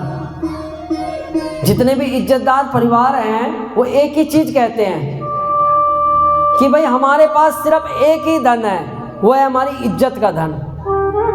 और चाणक्य ने कहा है कि सबसे उत्तम धन ही होता है सम्मान का धन। इसलिए बड़े लोग अपने सम्मान को बनाने के लिए अपना धनाधन भी लगा देते हैं।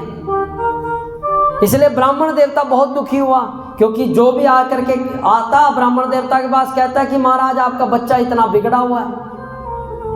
ब्राह्मण देवता इतना दुखी हो गया कि सोचने लगा कि इससे बढ़िया मैं मर ही जाऊं। क्रियत काले तो जातो तरुणी तनुया विभो गोकर्णा पंडितो ज्ञानी धुंधकारी महाखला। मरने के लिए ब्राह्मण देवता उसी जंगल में जाने लग गया जहां पर वह पहले भी गया था। पहले भी मरने के लिए जा रहा था, पर पहले क्यों जा रहा था? संतान नहीं है। पर आज भी मरने के लिए वह ब्राह्मण देवता जा रहा है। क्यों? आज संतान है, पर ऐसी संतान हुई जिस संतान ने उसकी इज्जत पर दाग लगा दी। सारी इज्जत पानी में मिला दी ब्राह्मण देवता की। ब्राह्मण देवता वृक्ष के नीचे बैठा हुआ सोच रहा। इतने में गोकर्ण जी महाराज पहुंच गए। गोकर्ण जी महाराज ने देखा कि अरे मेरे पिताजी रोते रोते जंगल में जा रहे हैं। तो गोकर्ण जी ने पूछा कि पिताजी क्या प्रयोजन, क्यों रोते हुए जा रहे हो भाई? तो पिताजी कहने लगे कि अरे गोकर्ण, क्व तिष्ठामि क्व गच्छामि क्वामे दुखम व्यपोहति। मुझे तो ये समझ नहीं लगता कि मैं कहाँ जाऊं, किधर मरूं। गोकर्ण जी ने बड़ा दिव्य उपदेश अपने पिताजी को दिया। पिताजी ये बताइए कि संसार में सुखी कौन है? संसार में आपको सुखी कौन दिखता है? न चेन्द्रस्य सुखम किंचित् न सुखम चक्रवर्तिना सुखमस्ति विरक्तस्य मुनिरेकांत जीविना। पिताजी, इस सृष्टि को बनाने वाले ब्रह्मा भी दुखी हैं। ब्रह्मा के बेटे इंद्र भी दुखी हैं। इंद्र के द्वारा दी गई ये सत्ता, उस चक्रवर्ती राजा भी दुखी है। सब संसार में दुखी हैं, सुखी कोई नहीं है पिताजी। यदि आप कोई भी यहाँ पर हाथ खड़ा करके कह दे कि मैं सुखी हूं, कोई भी सुखी नहीं। सिर्फ सुखी कौन है? विरक्ता सा परिग्रह, जो विरक्त हो चुके हैं। पिताजी वही सुखी है जो एकांत में तपस्या करने के लिए जो बैठा हुआ है। जिसके पास बाल है, जिसके पास बच्चे हैं, वो कैसे सुखी हो सकता है? घर में सोचता है कि घर में अपने काम से घर में जाऊंगा तो पूजा पाठ करूंगा। जैसे घर में जाता है, माला उठाता है तो पीछे से बच्चा आकर के तंग करने लग जाता है। बच्चे को एक तरफ करता है, फिर माला जपने लगता है, सोचता है कि फिर जाप करूंगा। इतने में धर्मपत्नी कहती है, स्वामी जी अभी दूध नहीं आया, दूध लेकर के आना। सोचता है कि भगवान के नाम के लिए इतना भी समय नहीं मिल पाया। तो गोकर्ण जी कहते हैं, पिताजी संसार में कोई भी सुखी नहीं है। आत्मदेव पूछा, बेटा तो सुखी होने के लिए मैं करूं क्या? गोकर्ण जी कहते हैं कि पिताजी एक बात याद रखना, संसार में सुख है ही नहीं। संसार में जितना भी सुख है वो दुख की निवृत्ति से मिलता है। एक व्यक्ति के सिर पे बहुत बड़ा बोझा रखा हुआ है और वो यहाँ से 1 किलोमीटर उसने आगे तक जाना है। अब वो बहुत दुखी है, बहुत ज्यादा। जैसे उसने बोझा निकाला तो कहता है कि साहब बहुत आनंद आ गया, बहुत आनंद आ गया। तो वो आनंद नहीं है, वो उस दुख से उसको निवृत्ति मिली है। तो इसलिए पिताजी जीवन में 2 प्रयास कर लो। एक तो इस शरीर से ममता और अहमता का त्याग कर लो। कहा बेटे ये ममता का त्याग कैसे होगा, अहमता का त्याग कैसे होगा? तो गोकर्ण जी कहने लगे, देहे स्तिमान सिरुदिरे विमतिम तजतम जाया सुतादि सुता ममतां विमुञ्चा पश्यानि संजगदिता क्षण भंगुनिष्ठा वैराग्य राग रसिको भव भक्ति निष्ठा। पिताजी पहले ये सोच लो कि जितना भी हमें ये शरीर मिला, हमको ये किराए का मकान है, कुछ समय के लिए शरीर मिला है। जैसे कहीं हम यात्रा में गए, वृंदावन गए, तो एक धर्मशाला में हमको रहने का स्थान मिला। अब जितने समय तक हमने यात्रा करनी तो उस धर्मशाला में हम रुकते हैं। अब हमारी यात्रा परिपूर्ण हुई तो वहां से पांचों पंच आते हैं और कहते हैं कि महाराज आपकी यात्रा परिपूर्ण हुई, अब आप इस धर्मशाला को छोड़ते क्यों नहीं? तो यात्री कहता है महाराज अब तो हम यहीं रहेंगे। तो धर्मशाला के वो पांचों पंच कहते हैं कि महाराज आप यहाँ रुक नहीं सकते, क्योंकि यहाँ किसी का पर्सनल ठिकाना नहीं है। आज कोई आया, कल कोई और आएगा।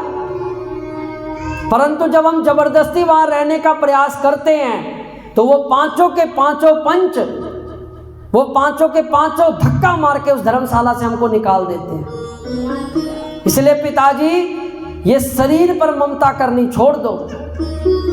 जब ममता इस शरीर से होगी तो हमारा दुख बनता चला जाएगा। और दूसरा, इस शरीर से अहमता, जब शरीर ही अपना नहीं हो पाया तो शरीर के संबंध कैसे अपने हो पाएंगे? बस इन दो चीजों का प्रयास करना प्रारंभ करो पिताजी, आपके जीवन में सुख ही सुख आ जाएगा। तो कहा बेटे इस चीज का ज्ञान बखूबी हमको कौन दे सकता है? तो कहा वो सिर्फ हमको संत दे सकते हैं। जब संत की शरण में रहेंगे, जब गुरु महाराज की शरण में रहेंगे तो बार बार संत हमारी बुद्धि में बिठाएंगे, बार बार भगवान का नाम लेते रहेंगे, लेते रहेंगे, लेते रहेंगे, लेते लेते लेते लेते हमारी बुद्धि में बैठ जाएगा और हम कहते रहेंगे। गोकर्ण जी कहने लगे पिताजी संसार में यदि विभक्त होना चाहते हो, विरक्त होना चाहते हो तो इस शरीर से अहमता ममता का त्याग कर लो। जब ये अहमता ममता का त्याग हो जाएगा तो स्वतः आपके अंदर भगवान का वास होने लगेगा। और जब संतों के बीच में बैठ जाओगे तो स्वतः संत बार बार भगवान का नाम लेते लेते लेते तुम्हारी जिह्वा के अंदर, हृदय के अंदर स्वतः भगवान बैठ जाएंगे। आज गोकर्ण जी को कि ये बातें आत्मदेव के हृदय में सब समर्पण हो रही है। यही बात किसी संत ने पहले बोली थी कि अरे ब्राह्मण देवता क्या बच्चों के चक्कर में पड़ा है, भगवान का नाम ले। परंतु आत्मदेव को उस समय वो बात समझ नहीं लग रही थी। पर आज उसी सुख के चक्कर में जब वो सुख उसको प्राप्त हुआ और जब वो सुख ने 10 गुना दुख दिया तो उस दुख ने बार बार उसको पीड़ित करता हुआ आज गोकर्ण की सारी बात आत्मदेव की समझ लग रही है। आत्मदेव ने तुरंत अपने घर का त्याग किया और तुरंत जंगल में जाकर के भगवान का नाम संकीर्तन करना प्रारंभ कर दिया। इधर महाराज जब आत्मदेव जी चले गए तो घर में धुंधकारी और माता रह गई और गोकर्ण जी महाराज रह गए। धुंधकारी ने बोला कि माता पिताजी ने जहां माल रखा हुआ है वो सब माल बाहर निकालो। धुंधकारी कहता तो धुंधली कहती कि भैया ए बेटा सारा का सारा धन तूने समाप्त कर दिया है, अब मैं कहां से दूं, किधर से दूं। धुंधकारी कहता इतना दुष्ट था कि जलती लकड़ी लेकर के अपनी माता को मारने लगा। अब माता अपनी जान बचाते भागी, रात्रि के समय पे भागी तो बाहर एक कुआं था, कुएं में जाकर के उसका प्राणांत हो गया। बोलो राधे राधे। अब घर में रह गए गोकर्ण जी और धुंधकारी। अब गोकर्ण जी महाराज ने सोचा कि मैं भी ज़्यादा देर रहूँगा तो मेरा भी कल्याण कर देगा ये। तो गोकर्ण जी ने कहा कि भैया मेरी यात्रा करने की इच्छा हो रही है, मैं यात्रा कर आऊँ। धुंधकारी ने कहा जाओ भैया तुम भी यात्रा कर लो। अब धुंधकारी जब घर में अकेला रह गया तो जो पापी व्यक्ति होता है तो उसकी पाप ही बुद्धि रहती है। घर में 5 गणिकाएं लेकर के आ गया 5 स्त्रियां ऐसी लेकर के आ गया जो पाप के वशीभूत थी, पल पल पे उसके पाप था। अब धुंधकारी के जब घर में वो 5 गणिकाएं आई तो खाने के लिए क्या देता, तो धुंधकारी जहां तहां चोरी करने लग गया। कभी पड़ोस में करता तो कभी कहीं कर देता तो कभी कहीं कर देता। एक दिन राजा के महल में धुंधकारी ने चोरी करी, बहुत सा धन लेकर के घर में आया। जब उन स्त्रियों ने उस धन को देखा तो बुद्धि स्त्री की खराब हो गई। स्त्रियों ने सोचा कि बहना, अपनी आपस में कहने लगी कि बहन ये धुंधकारी है ना, ये बड़ा पापी है, आज ये राजा का धन चोर करके लाया है और कहीं जा करके राजा ने इसको पकड़ लिया तो ये हमारा भी नाम उगल देगा, हमें भी फांसी हो जाएगी। तो इसलिए एक काम करते हैं, इसको ठिकाने लगाते हैं और जितना भी धन है सब लपेट करके हम ले जा देते हैं। तो तुरंत जितनी भी वो 5 गणिकाएं थी उन्होंने धुंधकारी को पकड़ा और हाथ बांध दिए और उसके गले में फंदा लगा करके खींचने लगी। अब जैसे ही वो 5 गणिकाएं खींचने लगी तो धुंधकारी भी बड़ा बलिष्ठ शरीर का था, प्राण निकले नहीं। अब जब प्राण निकलने का समय आया तो बहुत चिल्लाने लगा, बचाओ बचाओ बचाओ बचाओ। जैसे चिल्लाने लगा तो जो उनमें से एक गणिका, एक स्त्री ने सामने चूल्हा जला हुआ था तो तुरंत गई, सामने चूल्हे में से कुछ कोयले लेकर के धुंधकारी के मुंह में डाल दिया। तप्तांगार समूहासा तन्मुखे ही विचक्षणा। साहब इतना करते ही तड़पता हुआ धुंधकारी ने वहीं पर अपने प्राणांत कर दिए। और उन 5 गणिकाओं ने क्या किया, धुंधकारी का जितना भी धन था सब चोर करके लपेट करके ले गई। महाप्रेत धुंधकारी बना। इधर जब गोकर्ण जी महाराज को पता लगा कि घर में माता जी भी चल बसी, भैया जी भी चल बसे, तो गया में जाकर के भैया का तर्पण करना प्रारंभ कर दिया। हर तीर्थ में जाता, तर्पण करते गोकर्ण जी महाराज। एक दिन समय आया, अपने घर में आए सायं समय पे, घर में कोई था नहीं क्योंकि जो शरीर था वो लोगों ने, गांव वालों ने इकट्ठे होकर के फूंक दिया था। घर में पत्ते ही पत्ते, धूल ही धूल गिरे हुए थे। गोकर्ण जी आए, गोकर्ण जी ने एक स्थान पर साफ किया और सोचा कि रात्रि में यहीं शयन कर लूंगा, सुबह फिर यात्रा पर निकल पड़ूंगा। अब रात्रि में बेचारे शयन कर रहे थे। इतने देर में क्या देखते हैं कि एक भेड़ आती है। वही भेड़ कभी भैंस का रूप बना लेती है, वही भेड़ कभी प्रेत का रूप बना लेती है, वही भेड़ कभी दानव का रूप बना लेती है। गोकर्ण जी महाराज एक बार तो बड़े घबराए कि भैया ये स्थिति क्या हो रही है, मैं धर्मात्मा, मेरे सामने ये प्रेत कहां से प्रकट हो रहा है। गोकर्ण ने पूछा कि कौस्तम भाई कौन हो, कौस्तम कौन हो तुम? तो बेचारा वो बोल नहीं पा रहा, सिर्फ गोकर्ण के आगे बैठा हुआ रो रहा है। इसलिए जब भी घर में पितृदोष या प्रेत दोष लगता है ना तो घर में सपने में रोते हुए दिखते हैं पितृ, वो प्रेत रोता हुआ दिखता है। किसी किसी घरों में रोते हुए की आवाज आती है। तो इसलिए वो उनको भगवान ने उनको वो स्पष्टीकरण नहीं दिया रहता जीवा का, वो सिर्फ रोते रहते हैं। तो वो गोकर्ण के आगे रोने लगा वो प्रेत। गोकर्ण जी ने मंत्र पढ़ा और जैसे उस प्रेत पर मारा तो वो प्रेत बोलने लग गया, कहने लगा, अहम भ्राता त्वदीयोऽस्मि धुंधकारीति नामता स्वकीयेनेव दोषेण ब्रह्मत्वं नासितं मया। कहने लगा, भैया गोकर्ण भैया, आप मुझे पहचाना नहीं, मैं तुम्हारे भैया धुंधकारी हूं, तुम्हारा भाई धुंधकारी। गोकर्ण जी हाथ जोड़ करके कहने लगे कि भाई धुंधकारी भैया, तेरे कल्याण के लिए तो मैंने गया में श्राद्ध भी कर दिया, तेरे कल्याण के लिए मैंने अलग अलग तीर्थों में जाकर के एक श्राद्ध किया, पर तेरा कल्याण क्यों नहीं हुआ? वो कहने लगा कि भैया चाहे गया श्राद्ध सतेन नापि मुक्तिर में ना भविष्यति। अरे गोकर्ण जी, मेरा चाहे 100 श्राद्ध भी कर लो, मेरा तब भी कल्याण होने वाला नहीं है, क्योंकि मैं 1 नंबर का प्रेत हूँ, प्रथम श्रेणी का प्रेत। और बहुत दुखित हो रहा हूँ साहब, आप मुक्ति का कोई साधन जानते हो तो मेरा कल्याण करो। जब खाने की इच्छा होती है तो कुछ खा नहीं पाता, जब पीने की इच्छा होती है तो पी नहीं पाता, केवल दुख ही दुख मुझे मिल रहा है। इसलिए जिसको भी पितृदोष लग जाता है तो समय पर उसकी प्रेत शांति समय पर करवा देनी चाहिए। इसलिए यहाँ पर स्पष्ट लिखा गया है कि जिसके 100 श्राद्ध करने पर भी जिसकी मुक्ति ना हो, वो प्रथम नंबर का प्रेत बनता है। कहा साहब मैं 1 नंबर का प्रेत हूँ, मेरे को मुक्त करो। गोकर्ण ने कहा कि धुंधकारी तुम इस समय पर जाओ, मैं कोई ना कोई साधन ऐसा ढूंढूंगा जिससे तुम्हारा कल्याण हो जाएगा। धुंधकारी वहीं पर अंतर ध्यान हो गया। बोलो राधे राधे। अब गोकर्ण जी को जब रात्रि में निद्रा नहीं आई, गोकर्ण जी ने सोचा कि भाई इसका कल्याण कैसे करूं।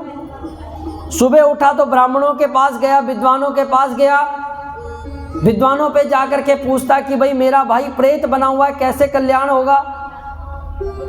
अलग अलग साधन सब विद्वानों ने बताए, पर कोई सरलतम साधन नहीं बता पाया। तब तो गोकर्ण जी महाराज ने सूर्य भगवान का ध्यान किया और सूर्य भगवान वहीं पर प्रकट हो गए। सूर्य भगवान को हाथ जोड़ करके गोकर्ण जी कहने लगे कि तुभ्यं नमो जगत साक्षिं ब्रूहि मे मुक्ति हेतुकम् तच्छ्रुत्वा दूरता सूर्य स्फुटति मिथ्याभासिता। हे सूर्य भगवान, मेरा भाई प्रेत बना फिर रहा है, आप कोई साधन जानते हो मुक्ति का तो बताइए। सूर्य भगवान ने सिर्फ एक ही बार कहा कि श्रीमद् भागवतान मुक्ति सप्ताह वाचनम कुरु इति सूर्य वचा सर्वा धर्म रूपम तविश्वता। अरे गोकर्ण जी महाराज, इस प्रेत की मुक्ति का एक ही साधन है, श्रीमद् भागवतान मुक्ति। यदि तुम एक बार भी इस धुंधकारी नामक प्रेत के लिए श्रीमद् भागवत की कथा कर लो तो कथा करते ही इसके सारे पापों की समाप्ति हो जाएगी और इसके पापों की निवृत्ति हो जाएगी। बस साहब ये कहने की देर, तुरंत गोकर्ण जी ने अपने मन में संकल्प किया और अपने नगर में अपना जो मंदिर था उस मंदिर में बैठ करके भागवत कथा प्रारंभ कर दी।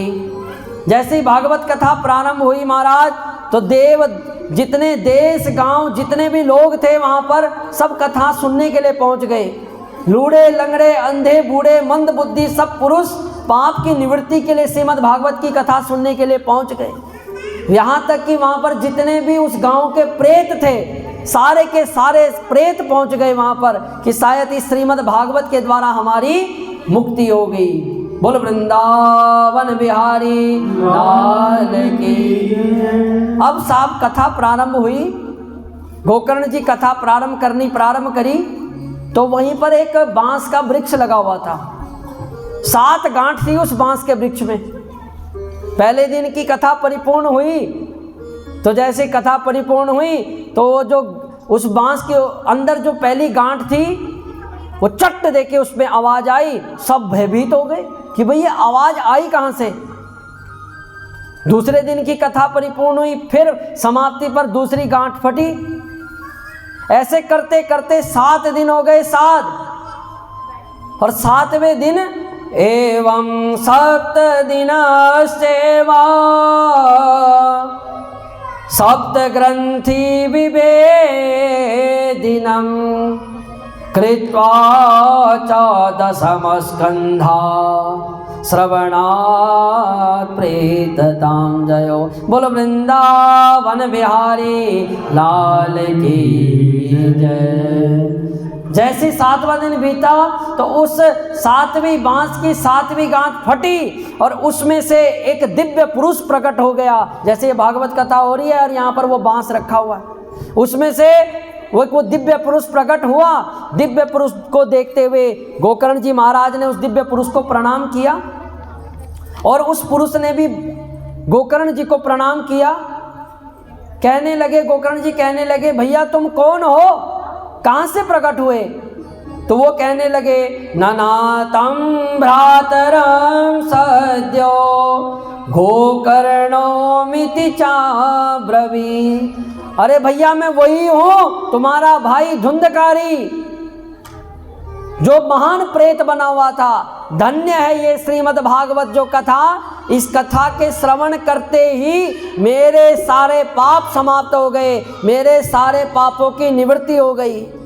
धन्या भागवती वार्ता प्रेत पीड़ा विनाशनी। ये धन्य है श्रीमद् भागवत की वार्ता, ये धन्य है और धन्य है भगवान का नाम। इसलिए अब देखिए साहब, इतना भयानक प्रेत बना हुआ और सिर्फ श्रीमद् भागवत के कथा पारायण से ही उसकी प्रेतत्व की विमुक्ति हो गई। कितनी क्षमता रही होगी, कितनी क्षमता इस भागवत की रही है। वहां पर वार्तालाप चल ही रहा था, इतने में भगवान के दूत प्रकट हो गए। दूतों ने आकर के कहा, हे धुंधकारी, जो तू भगवान का रूप बना हुआ है, हम तेरे लिए विमान लेकर के आए हैं। ये भगवान के लिए दिव्य पार्षदों का ये विमान है और इस विमान में बैठ और चल भगवान के वैकुंठ धाम। जैसी जाने की तैयारी हुई तो गोकर्ण जी ने रोक दिया कि महाराज ये बताइए कि यहाँ पर हजारों श्रोता बैठे हुए थे, ये विमान तो सबके लिए आना चाहिए था। इस धुंधकारी ने तो अलग ही कथा नहीं सुनी, सबने कथा सुनी। तो वो पार्षद कहने लगे कि महाराज कथा तो सबने सुनी है, पर कथा पर मनन किसी किसी ने किया, क्योंकि कथा सुनना और उस पर मनन करना बहुत महत्वपूर्ण है। जिस विद्यार्थी ने कक्षा में पढ़ा और घर में आकर के मनन नहीं किया तो वो परीक्षा में पास नहीं हो सकता, उत्तीर्ण नहीं हो सकता। ऐसे यहाँ से जो कथा में सुना, घर में आकर के ढाक के 3 पात घर की फिर वही अवस्था में लग गए तो फिर हमारा कल्याण नहीं हो सकता। तो वो पार्षद कहने लगे, कथा सबने सुनी पर मनन किसी किसी ने किया। यदि ये भी इसी की तरह मनन करेंगे तो इनके लिए भी विमान आ जाएंगे। गोकर्ण जी ने कहा, तो कोई बात नहीं महाराज, हम अगली बारी में फिर से कथा होगी। और फिर से गोकर्ण जी महाराज ने श्रावण मास में दिव्य भवोत्सव महोत्सव मनाना प्रारंभ किया। अब की बार भागवत जब कथा प्रारंभ हुई तो सबके सब श्रोतागण जितने भी थे सब सावधान होकर के बैठ गए। सबने सोचा कि आज व्यास जी के मुख से जो निकलेगा उसको हम सब मनन करेंगे। समय बीतता गया, जैसे ही 7वां दिन आया तो आकाश मंडल से हजारों के हजारों विमान उस स्थान पर पहुंच गए जहां पर भागवत कथा हो रही। अयोध्या वासिना याता यथा रामेण संगता तथा कृष्णेव ते नीता गोकर्ण योगी दुर्लभा। साक्षात भगवान वहां पर प्रकट हो गए और आकर के गोकर्ण जी को अपने हृदय से लगा दिया। भगवान कहते कि गोकर्ण, तुम इस समय पर मेरा स्वरूप बन चुके हो, क्योंकि तुमने जब सत्कर्म किया तो तुम्हारे सत्कर्म करने से जितने तुम्हारे पीछे खड़े हैं सब भगवान के वैकुंठ धाम को जा रहे हैं। इसलिए गोकर्ण जी तुम मेरा स्वरूप बन गए हो। जिस प्रकार रामचंद्र जी साकेत धाम गए पर अकेले नहीं, साथ में अपनी सारी सभा को लेकर के पहुंचे। जैसे भगवान कृष्ण गोलोक धाम को गए पर अकेले नहीं, सारे समुदाय को लेकर के पहुंचे, ऐसे गोकर्ण जी महाराज अकेले नहीं गए, साथ में सारे समुदाय को लेकर के उस भगवान के उस लोक को पहुंचे। बोलो वृंदावन बिहारी लाल की जय। नारद जी ने कहा, महाराज ये तो बड़ी अलौकिक कथा निकली, इसने तो हमारे सारे अंदर हमारे हृदय के सारे द्वंद्व ही खत्म कर दिए। सनकादिक ऋषि कहने लगे कि ये कथा बड़ी महत्वपूर्ण है। ये इतिहास मुझे चित्रकूट पर्वत पर विराजमान मुनीश्वर सांडिल्य ऋषि ने ब्रह्मानंद में मगन होकर के सुनाया है। इसलिए इस कथा को जो सुनता है और बार बार इसका श्रवण करता है, उसकी सारी पाप राशि समाप्त हो जाती है। बोलो वृंदावन बिहारी लाल की जय। अब तो नारद जी ने कहा महाराज अब जल्दी जल्दी में ये भी बताइए कि महाराज इस भागवत को कराने का नियम क्या है, कैसे करवानी चाहिए, क्या क्या इसके नियम हैं। तो सनकादिक ऋषि कहने लगे कि भाई सबसे पहला नियम तो यही है, सबके अंदर यही प्रश्न होता है कि इस भागवत को कराने में खर्चा कितना लगता है, इसमें धन कितना लगता है। तो यहाँ पर सनकादिक ऋषि कहने लगे देवज्ञं तो समाहोया मूर्ता पृच्छयत्नता विवाहे यादृशं वृत्तं तादृशं परिकल्पये। जितना खर्चा विवाह के समय पर लगता है उतना ही खर्चा श्रीमद् भागवत में लगता है, परंतु विवाह अपनी श्रद्धा के अनुसार होता है माताओं। अब कोई करोड़ों के खर्चे भी करता है, कोई लाख में भी कर देता है, कोई कहता है साहब दान में भी काम चल जाता है। तो ऐसी श्रीमद् भागवत की कथा है, जब कथा करानी हो तो इसमें विवाह तुल्य खर्चा लगता है। और सबसे बड़ी बात बोल दी कि साहब खर्चा करो पर श्रद्धा भावना से। तब पूछा महाराज कौन कौन से मासों में होना चाहिए। तो नभस्त्वा आश्विनी मासे मार्गशीर्षासु चानिभू एते मासा कथारंभे श्रोतानां मोक्ष सूचका।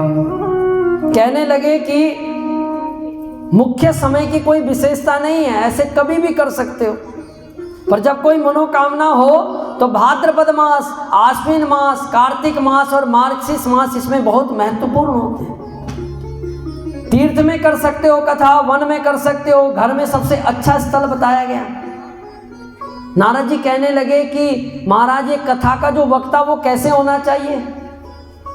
तो तब कहने लगे विरक्तो वैष्णवो विप्रो वेद शास्त्रा विशुद्ध के दृष्टांत कुशलो धीरो वक्ता कार्यार्थी निष्प्रसा। भाई जो भागवत का वक्ता वो वैष्णव होना चाहिए, विरक्त होना चाहिए और ब्राह्मण होना चाहिए। ब्राह्मण क्यों कहा? क्योंकि ब्राह्मण की जो शैली है, ब्राह्मण की जो रहने की शैली है बहुत पवित्रतम है। हमारे गुरुजी कहा करते थे कि भाई जहाँ पर ब्राह्मण का कदम पड़ जाए ना वहाँ पर पुण्यों में वृद्धि होने लग जाती है। और कहीं त्रिकालज्ञ द्विकाल संध्या वाला कहीं ब्राह्मण मिल जाए तो समझो घर के अंदर सौभाग्य की वृद्धि, और जो देवता रुष्ट होकर के गए रहते हैं वो देवता भी उस घर में आने लग जाते हैं। बोलो वृंदावन बिहारी लाल की। इसलिए विरक्त ब्राह्मण हो, वैष्णव हो, और कोई भी कथा सुनाए उस दृष्टांत को समझाने वाला हो। कहा महाराज ये तो बात रही, अब ये भी बताइए कि महाराज भोजन का क्या क्या नियम है। तो कहने लगे भोजनम तु वरम मन्ये कथा श्रवण कारकम। मलमूत्र का वेग शरीर में ना पड़े उतना भोजन करना चाहिए, उतना जल ग्रहण करना चाहिए। नियम तो ये कहते हैं कि भाई एक समय भोजन हो और एक समय भोजन करके कथा का श्रवण करें, परंतु किसी किसी से रहा नहीं जाता। तो सनकादिक ऋषि कहते हैं कि भाई यदि 3 समय का भोजन करो पर उतना भोजन करो जितने में कथा सुनी जाए। ऐसे नहीं कि दिन में चावल खाए, 5-5 रोटियां खाई और कथा में आकर के खराटे मारना प्रारंभ हो गए। बोलो राधे राधे राधे राधे। इसलिए माताओं याद रखना, मैंने शुरू में भी बोला कि मेरा भी सौभाग्य है इस कथा को सुनाने का और आपका भी सौभाग्य इस कथा को सुनने का, क्योंकि काल व्याल मुखग्रासा, ये नहीं पता कि किस समय कौन सा पल कौन गोविंदाय नमः हो जाए। और हम तो सौभाग्यशाली हैं कि हमारा जन्म इस सनातन में हुआ है, और उससे भी सौभाग्यशाली हैं कि सनातन पद्धतियों को अपना रहे हैं, और उससे भी सौभाग्यशाली कि इस दिव्य प्रिय प्रांगण में बैठ करके श्रीमद् भागवत कथा का श्रवण हमें प्राप्त हो रहा है। क्योंकि सनकादिक ऋषि कहते हैं भाग्योदयेन बहुजन्म समर्जितेन सत्संगमं न लभते पुरुषो यदा वे। जब भाग जागृत होते हैं ना महाराज, तब जाकर के इस मुंह पर राम का नाम आता है, नहीं तो जितना मर्जी प्रयास कर लो कभी नहीं आएगा, जितना मर्जी प्रयास कर लो। इसलिए जितना हो सके अपने आप भी सनातनी बनो, अपने आप भी धर्मत्व बनो, और साथ साथ में अपनी संतानों को भी धर्मत्व बनाओ। बोलो राधे राधे राधे। तो इसलिए भोजन का कोई विशेष नियम इसमें नहीं बताया। कहा कि जब सब कथा परिपूर्ण हो जाए तो कथा का पूजन होना चाहिए, व्यास जी का पूजन हो, और कथा के अंत में कीर्तन आदि हो जरूर होना चाहिए। तो जैसे कीर्तन का नाम लिया तो सारे सांप खड़े हो गए, किसी ने ढोल मजीरा लेना प्रारंभ कर दिया, किसी ने तालियां बजानी प्रारंभ कर दी, कोई जय हो का उच्चारण करने लगा, तो कोई कहने लगा हरिओम हरिओम हरिओम कहने लगा। तो इसलिए सभी माताओं से प्रार्थना है कि सब कथा की समाप्ति पर हरि नाम संकीर्तन जरूर होना चाहिए। सब अपने स्थान पर खड़े हो जाएंगे, क्योंकि निद्रा आ रही है, किसी किसी के पैर भी सो रहे हैं, आराम से खड़े हो जाना। बोल वृंदावन बिहारी लाल की जय। कान्हा की दीवानी बन जाऊंगी मैं, कान्हा की दीवानी बन जाऊंगी, कान्हा की दीवानी बन जाऊंगी मैं, कान्हा की दीवानी बन जाऊंगी, दीवानी बन जाऊंगी, मस्तानी बन जाऊंगी, दीवानी बन जाऊंगी, मस्तानी बन जाऊंगी, दीवानी बन जाऊंगी, मस्तानी बन जाऊंगी, दीवानी बन जाऊंगी, मस्तानी बन जाऊंगी, कान्हा की दीवानी बन जाऊंगी मैं, कान्हा की दीवानी बन जाऊंगी। हरि बोल।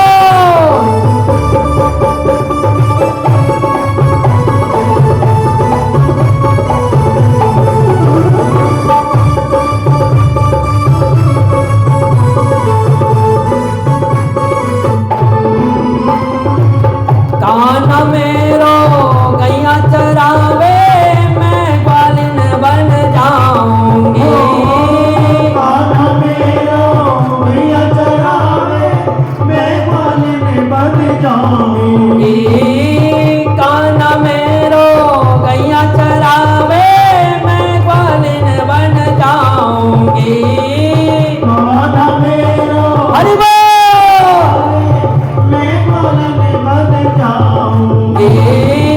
पीछे पीछे छुप के गैया में ये मैं चराऊंगी, पीछे पीछे छुप के गैया में चराऊंगी, दीवानी